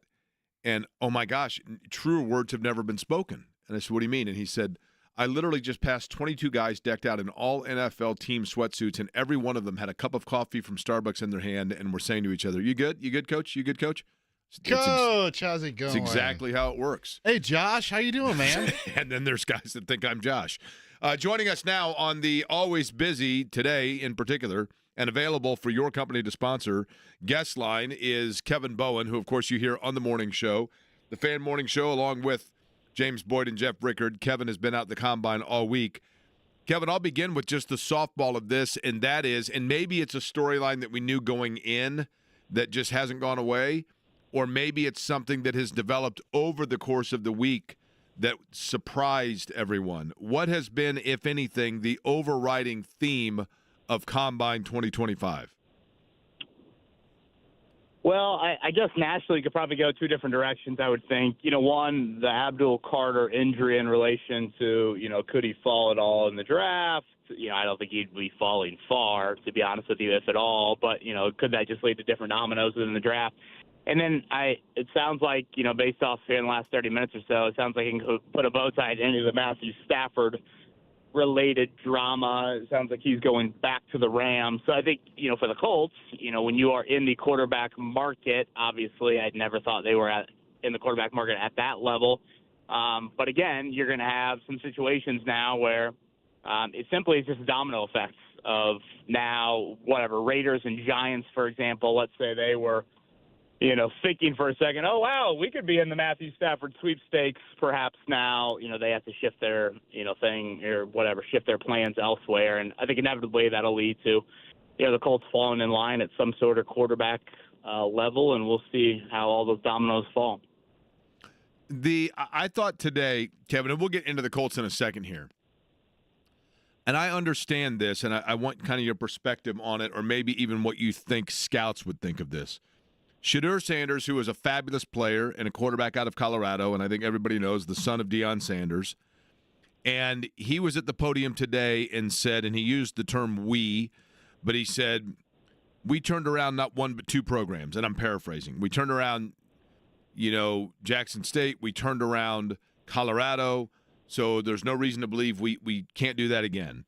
And so I feel wherever I go, I'm going to be able to turn around a franchise. The confidence is somewhat to be expected because he is the son of Deion Sanders. But at the same time, there is a huge difference between turning around a college program and trying to do so with an NFL franchise. Do you think that is seen as, man, that's what I love, that's Deion's kid being Deion's kid, or do NFL teams, do you think, start to get a little bit leery of something like that? I think there's probably just I think there's leeriness around Shedeur Sanders. That particular comment, though, I don't think would fall into it. I mean, I remember thinking back to 2 combines ago when, Anthony Richardson, Will Levis, C.J. Stroud, and Bryce Young all spoke within a 20-minute, 30-minute period, and so you could literally hear them all, back-to-back, even side-by-side. And I kind of walked away being like, wow, all 4 of them had very confident, borderline cocky statements throughout their podium session, and it's almost like it's coached up to you from an agency standpoint of like, hey, you play the quarterback position, you need to have some swagger. And again, each individual I thought did it in different ways. Levis and Richardson and, Young and Stroud. And, in a way, this is a job interview. And, again, you have to sell yourself. You have to, pump your brand up. And, sure, the Sanders family probably has much more of a history of being comfortable in those settings. The little bit of Cam Ward I heard today, Cam Ward pretty much said something to the effect of like, yeah, I'm not going to work out here. I feel like my stock is already high enough that I don't need to improve it at all. And, you can make the argument, look at Cam Ward's, college resume. It is pretty impressive. So, again, I just think it's how some of these players, particularly quarterbacks, choose to express their confidence. But having said that, I do think the Sanders question of, again, being away from his dad for the first time, is there a motivating factor of money there? Maybe it's different for some other players.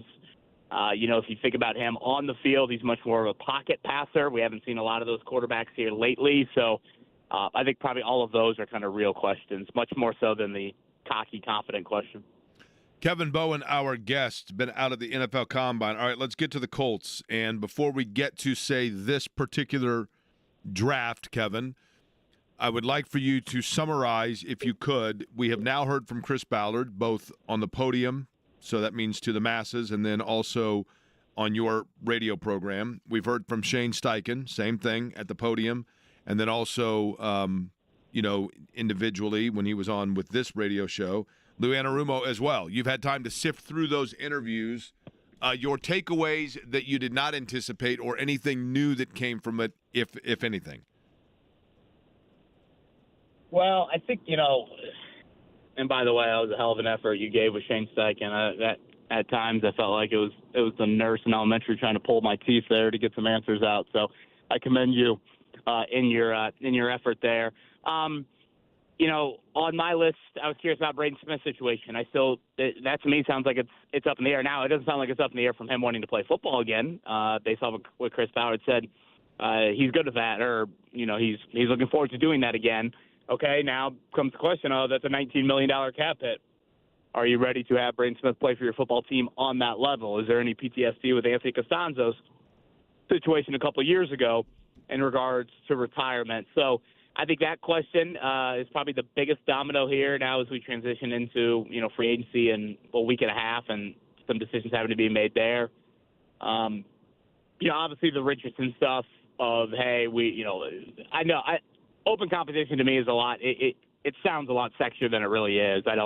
I'll believe it when I see it. Anthony Richardson's not the starting quarterback week one. You didn't run it back with Shane Steichen and Chris Ballard just to have, Jameis Winston be your quarterback week one. So, and that one maybe didn't have as much of it as it did maybe for some others. Defensive back sounds like the biggest need. I think you make a good argument that it is. And again, defensive back, I think it's important to say, not just corner, not just safety. So those are probably some things that stood out to me. Okay, Kevin, and you and I did this exercise when I was doing the morning show with you, and I think we've done this each year, but I'm curious your thought on this, okay? I'd mentioned this to Eddie earlier.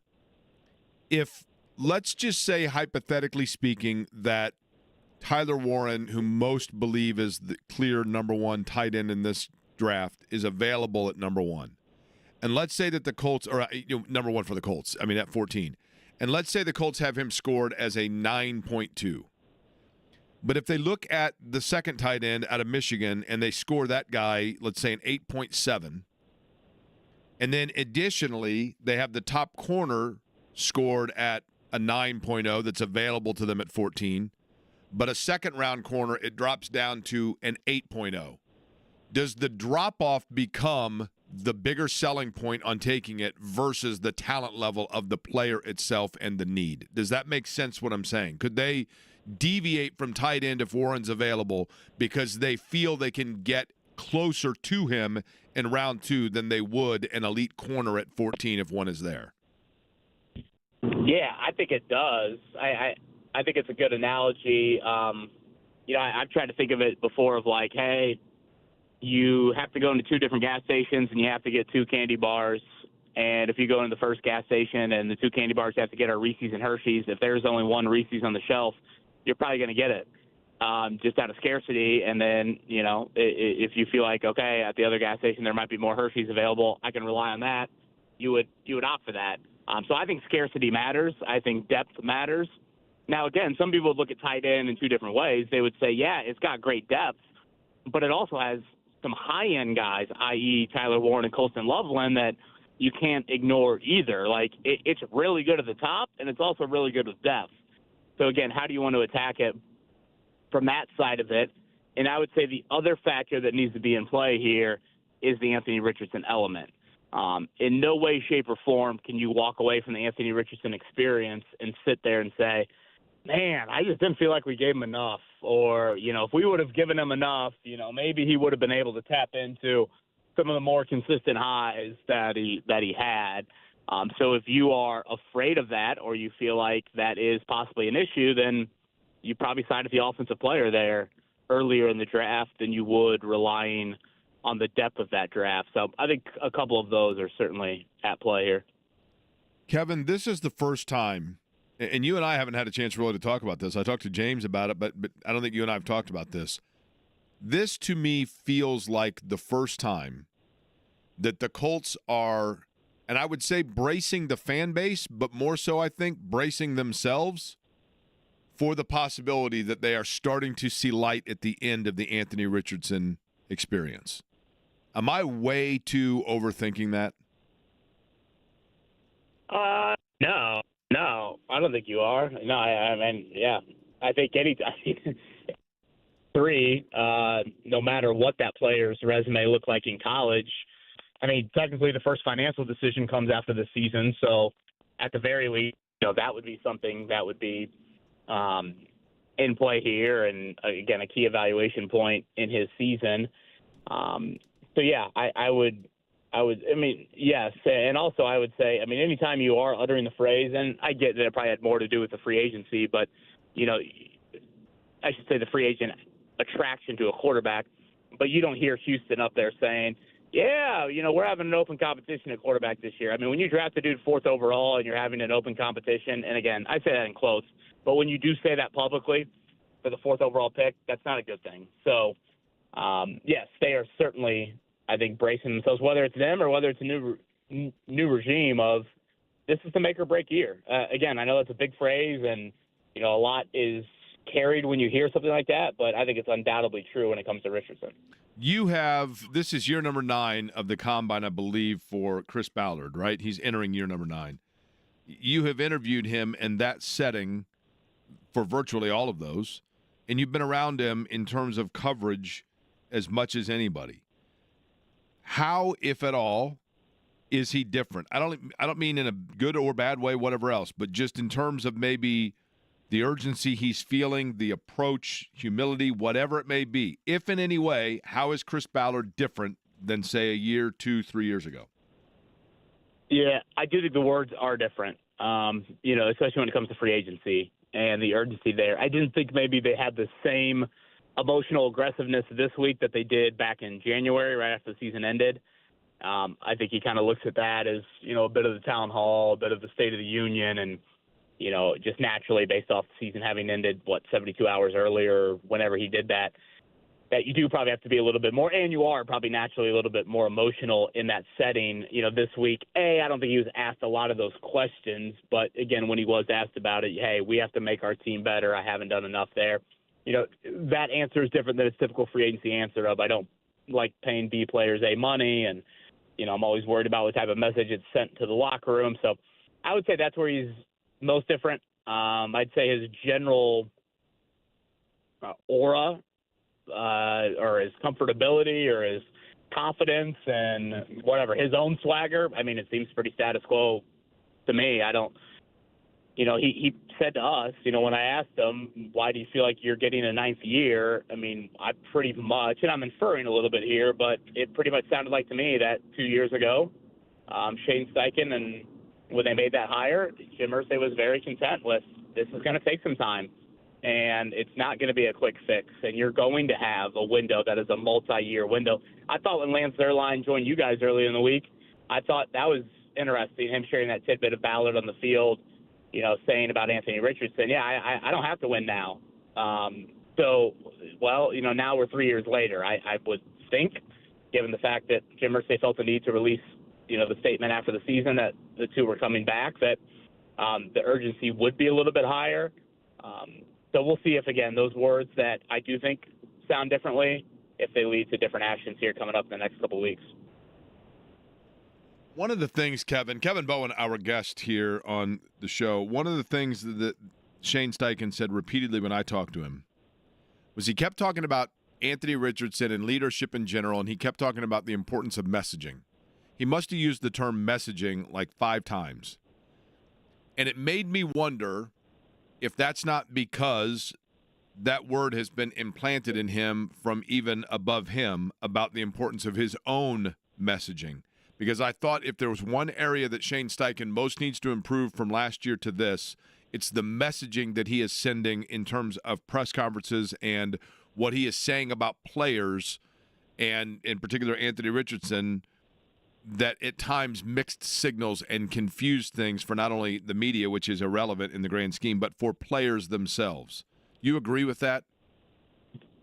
Yeah, definitely. I mean, the fact that Richardson came into whatever the day or the second day after, he got benched last season and said he didn't know why he was benched, like, that can't happen.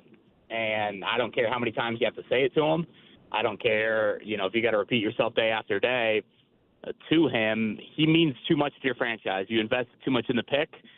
You've invested too much, whatever, resources, time, et cetera, for him to either not know it or be vague about it. And so I think that's important. And I think he has kind of hinted at that. Obviously you just pointed out what he said to you. And, I thought there were a couple times, when asked about the adversity of last season, how he would better handle it, he said, behind the scenes, I feel like there are times where I probably need to repeat the standard and not just think that, Shane Steichen's brain is different. I mean, you saw it firsthand for 20 minutes. I mean, when that dude gets talking football, I mean, that's when he gets on the edge of his seat. But you can't just assume that everybody is wired in that realm. 53 different brains are in front of you. That's a lot. It's just, and I think that's what makes coaching difficult. I think it's also what makes the position coaches so important. I find it interesting that they're running it back with all their same offensive coaches. You can speak to this pretty well, Jake, but, when Andrew Luck came in the NFL, Chuck Pagano had Bruce Arians and Clyde Christensen as his offensive coordinator and his quarterbacks coach. I mean, Arians, Christensen. I mean, those are two, I would say, much more dominant personalities, much more demonstrative individuals, especially Arians. And they weren't taking any chances with Luck, a guy as seasoned as any, that had entered the draft in years. Whereas with Richardson, they opted for a much younger, much different type of personalities around him. Steichen, hey, why the continuity here in year 3 where, you look in Houston, they're changing the offensive coordinator in Houston, even though they won a playoff game with C.J. Stroud. And, he pretty much said, well, I think continuity is really, really important. It's, okay, well, I guess we'll find out. I mean, that's putting the ball, I think, more on Richardson's side of the court than anything. So the urgency from the coaching staff, the urgency from Richardson, how everyone responds to that will obviously be a huge storyline this season. Speaking of continuity, during the morning show, when I was with you and we were out at the Combine, we were across the way from the Raiders kids, and they usually got there about 10 o'clock. They rolled in, and they looked like maybe they'd all been to Tiki Bob's the night before. Now when I was doing the midday show the last couple of days, I saw them. One time when I was leaving at 3, I saw one of the Raiders guys getting coffee. Were they on time for the better part of this week? They were late, certainly late arrivals, to say the least. And I noticed, I didn't want to creep on them too much, but I noticed they had some stamps on their hands. I thought I saw maybe like a wild beaver, maybe a tin roof. Yeah, that's on brand. Yeah.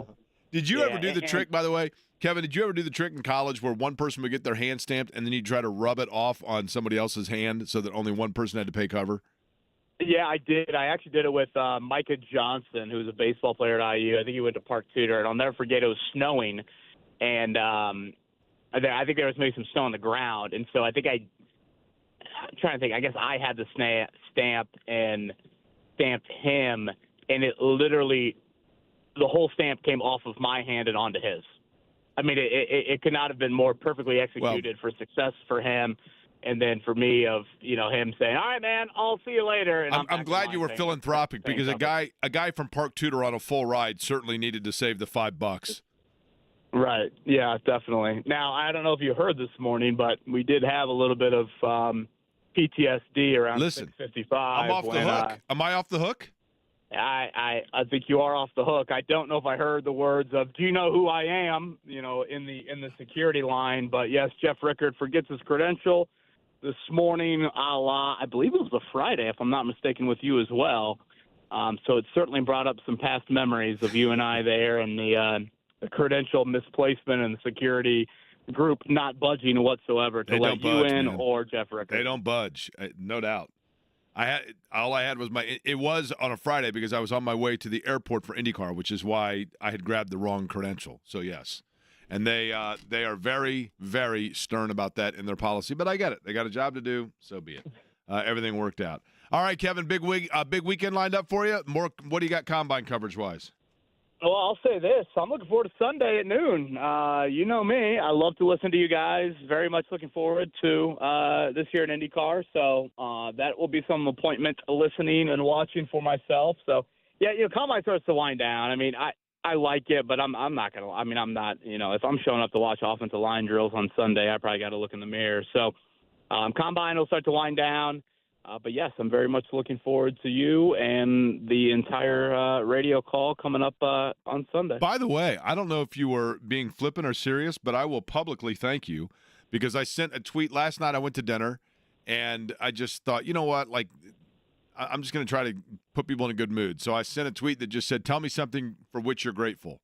And your response, now I think it might have been tongue-in-cheek, but I appreciated it. You said you're grateful for me in turn 3. I thought maybe that was just because it means I'm on the opposite side of the track from you. No, that is not why. I am grateful. And you know why that kind of sparked into my mind? This morning, we have the Oscars on Sunday night. So this morning on the show, we decided to do some Oscar theme awards for the 2024 sports calendar.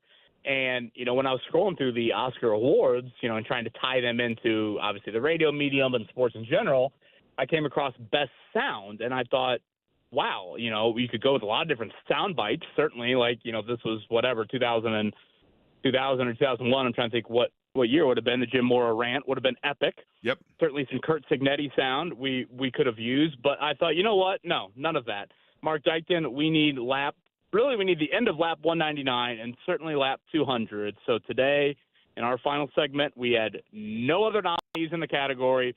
I was a dictator on the Academy. I said, nope, I am already saying best sound of 2024, the 5 voices, and I named all of you guys that executed a beautiful picture in what was arguably the greatest finish in the history of the Indianapolis 500. So thank you for that. Well, all the thanks. I appreciate that very much. All of the thanks go to Joseph Newgarden for waiting until turn 3 to pass Pata Award for the win. You just got to make sure, and I will say, because somebody had posted that the other day on social media, and, in the moment you don't think about it, but it is interesting because when Newgarden went to the outside, which was for the first time in the race to use the outside lane to make a pass, I think you could hear the surprise in my voice. I was surprised he went to the outside and made that stick, but it was a hell of a finish. It's funny, when we replayed it this morning, I could audibly feel that. I mean, just to hear, because I don't think you are and again, I don't want to speak for you. I don't think you have these just like random voice, and you aren't Andrew Luck speaking. Andrew Luck would like emphasize all these random syllables. Right, when he bites words, yep.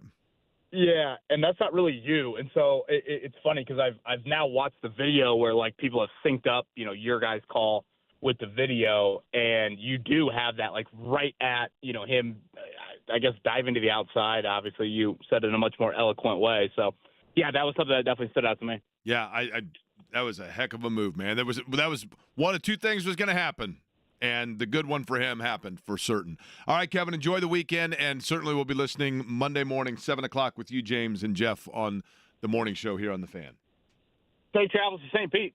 Appreciate it. Kevin Bowen joining us, and I appreciate the fact he'll be listening as well. Yes, in fact, St. Petersburg is this weekend, and the IndyCar gets underway, and then we have a couple of weeks off before going to Thermal, which is outside of Palm Springs, California, followed by Long Beach, and then Barber Motorsports Park before the Indianapolis Motor Speedway takes over. So hard to believe it's here, but it is definitely here. It also is a Friday, and it is at the bottom of the hour approaching. That means it is time for a Franciscan Health Feel Good, Good for the Heart Friday, and a story of perseverance, a story of strength, and a story of triumph for a young man from the area. I'll explain next.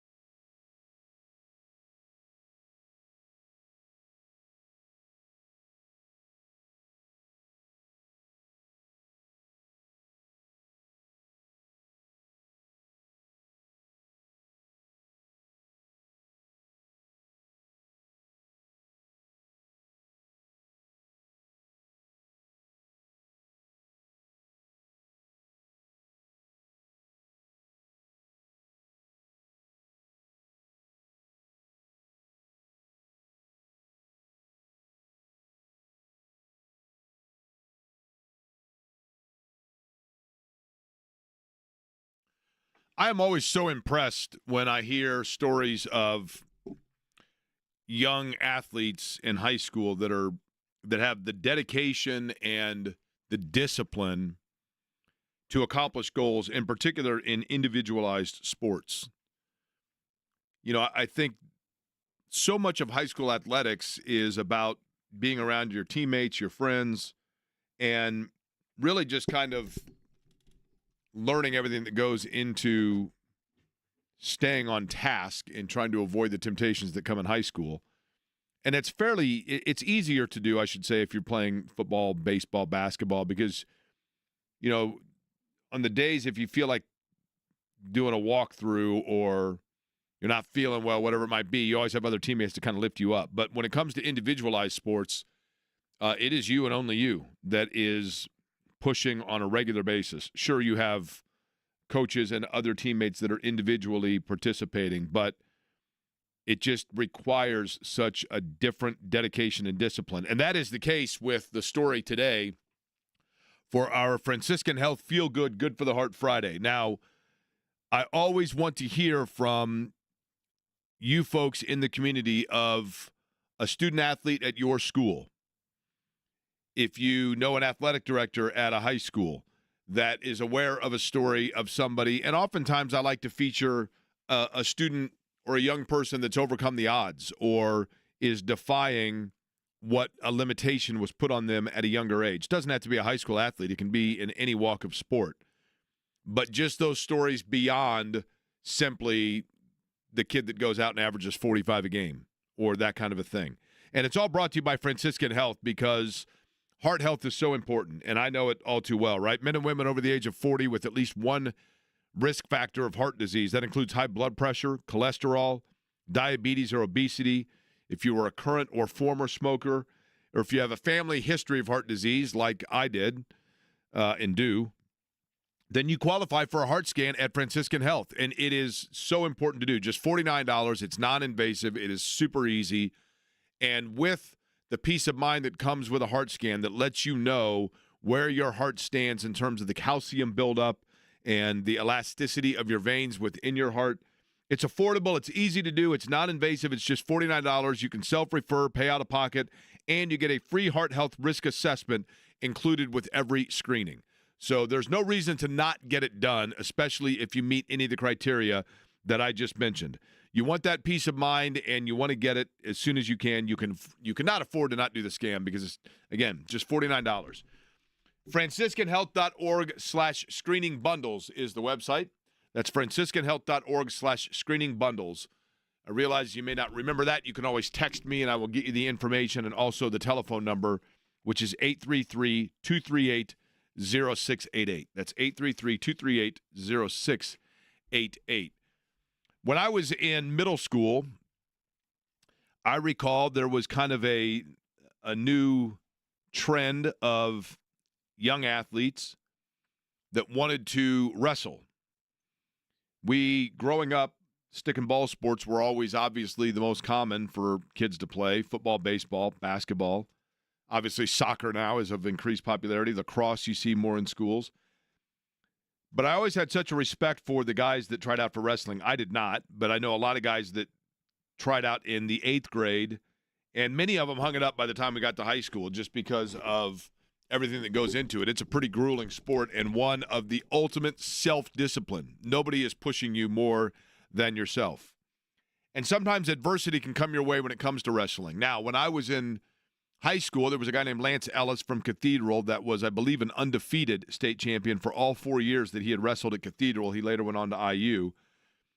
I worked with Spence Spencer from Lawrence North, who was a state champion in wrestling. And I was so impressed by those guys. That takes us to the story of Jake Hockaday of Brownsburg. Now, think about this. Probably the only thing that we have in common is the same first name. But Jake Hockaday, as a freshman, was a state champion at the 106-pound mark in the state of Indiana. As a freshman, wins the state in wrestling at 106. Comes back as a sophomore, as always happens between your freshman and sophomore year, fill out a little more, gain a little more weight. No problem, wrestles at 120, wins the state again. comes back as a junior. Now you've really started to put on weight. You're very engrossed in your sport. You're a 2-time state champion, but you're going up a class. You're now at 132 as a junior. No problem for Jake, 3 for 3. And by the time he enters his senior year at Brownsburg this school year, he's trying to become just the 11th wrestler in Indiana high school history to go 4 for 4 and become a 4-time state champion. Only been done 10 times. He's trying to become the 11th. And why would you think not? He's gone up 14 pounds freshman to sophomore year, still wins. Goes up another 12 pounds sophomore to junior, still wins. Now in his senior year, he's being recruited by the University of Nebraska, where he eventually agrees to go and signs to go wrestle in college. And the world's at his fingertips just when practice is getting underway in November for the upcoming season. And that's when it happened. On November 7th, he suffers a fully torn ACL in his knee. But even worse, along with that, a partially torn meniscus. Right there in the very first week of practice. Now he's got to decide what to do because he knows that he probably needs surgery on the knee, and Nebraska is waiting to see what he's going to do.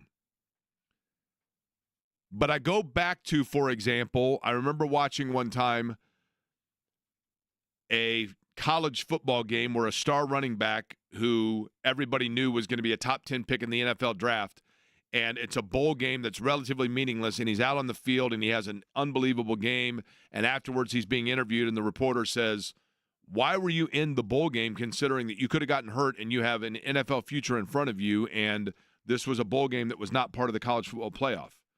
And it was C.J. Spiller of Clemson, and he said to the reporter almost incredulously, I play for Clemson. And I think for Jake Hockaday, there's an element of that as well, because when he had to contemplate having knee surgery, knowing that Nebraska was waiting and knowing that the possibility was there that if he did surgery in November or December, he possibly could be healthy and ready to go for his freshman year in Lincoln. But he wrestles for Brownsburg. And he said, you know what, at the very worst, I can redshirt at Nebraska if I delay my surgery until April, which is exactly what he decided to do. Laid out some time, got back into the mat with a brace on his knee in December, started wrestling, and with a still yet to be surgically repaired, fully torn ACL, and with a partially torn meniscus, Jake Hockaday became the 11th wrestler in Indiana high school history to go 4 for 4 and again become a state champion, because for the second straight year, he's a champion at the 132-pound mark after a 23-0 season, and doing so with that injury. An injury that, yes, people probably would have understood and forgiven him if he would have decided to go ahead and have the surgery then so that he could be healthy for his college career, but he wrestles for Brownsburg. And as a result, he and the guys in Brownsburg enjoying a state championship. So hats off and a huge salute. And the amount of heart it took for Jake to be able to do that is oh so impressive. And when it comes to your heart, I want to make sure that you are staying on top of that as well. And you don't have to wait. The time is now to go ahead and get that heart scan for just $49. You can do so. Franciscan Health is always there to help out. They give you the free heart health risk assessment along with it. Just $49. You can self-refer. And again, you can find all the information at franciscanhealth.org/screening bundles or call 833-238-0688.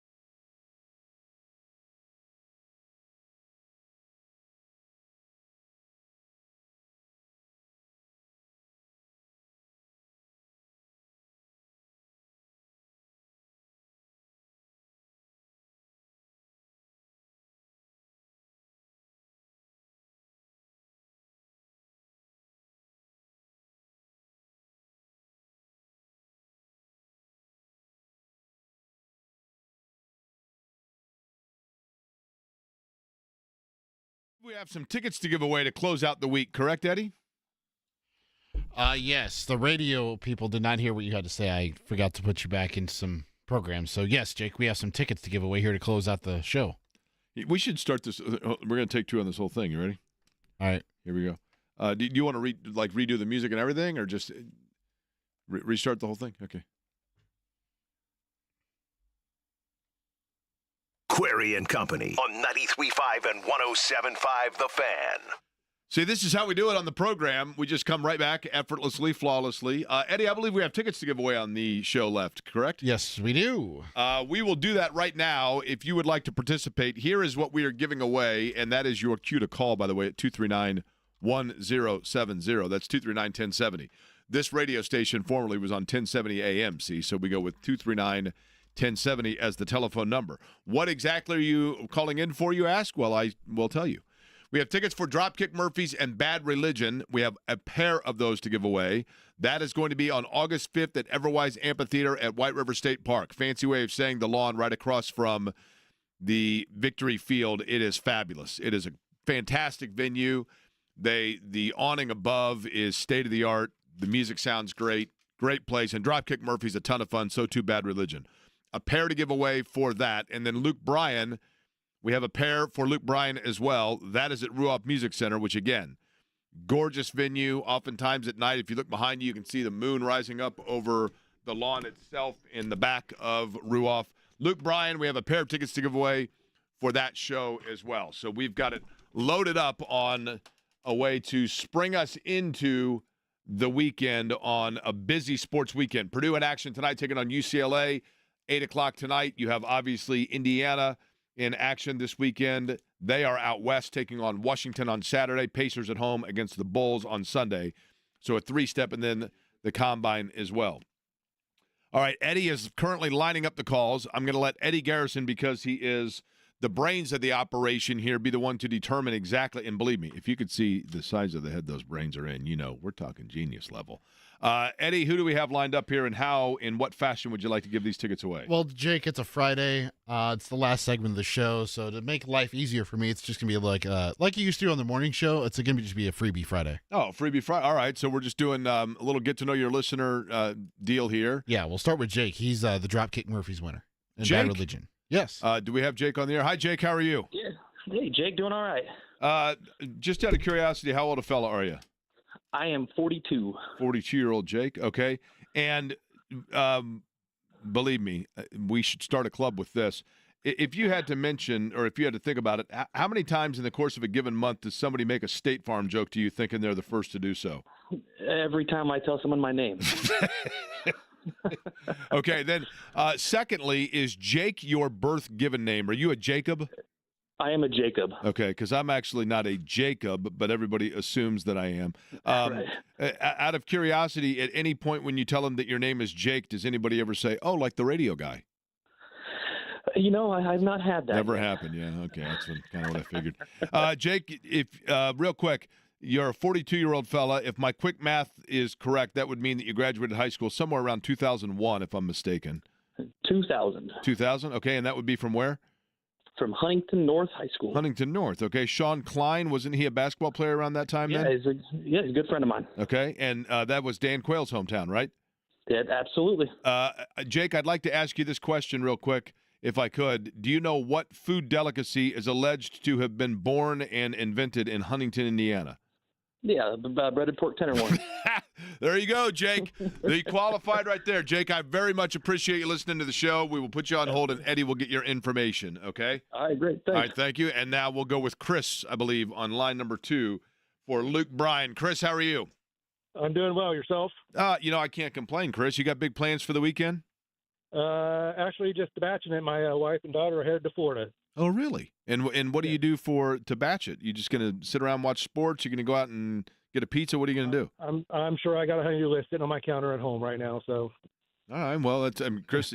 Certainly. Here's the thing that you need to all in moderation and don't go. Take it easy. Right. That's the only thing I can say. Chris, real quick. You are a native of where? Are you an Indianapolis native? I am. I'm from Avon. Avon. Okay. Did you attend Avon High School? I did. What year did you graduate from Avon, if you don't mind me asking? 1994. 94, so you were 3 years behind me. Avon, a much different school then than now, correct? Very, very, very different. But the Orioles, certainly, I mentioned wrestling, for example. They've had some wrestling teams there. They're very good in volleyball as well. For me. Yeah, they're the Orioles, right? Yeah, that's right. They don't have the Yep. cute fellow, though. It's a much angrier Oriole. Right. And actually, my wife was good friends with Hockaday's parents. So, Really?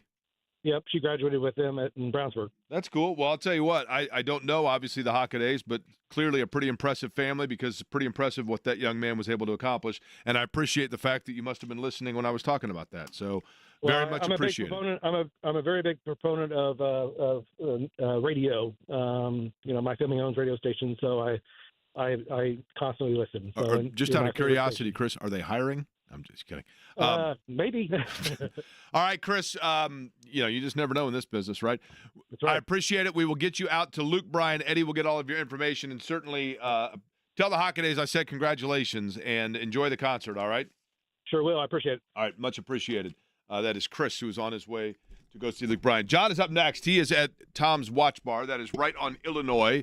Plenty of time for you to get out, enjoy a cold beverage. A Diet Coke would be perfectly sufficient, and be able to listen to what John has to say to opine about upcoming. I believe he is going to do the same as I and talk with somebody from Hoosiers about Gene Hackman, and I very much appreciate Morris Valanis joining us on the program earlier today.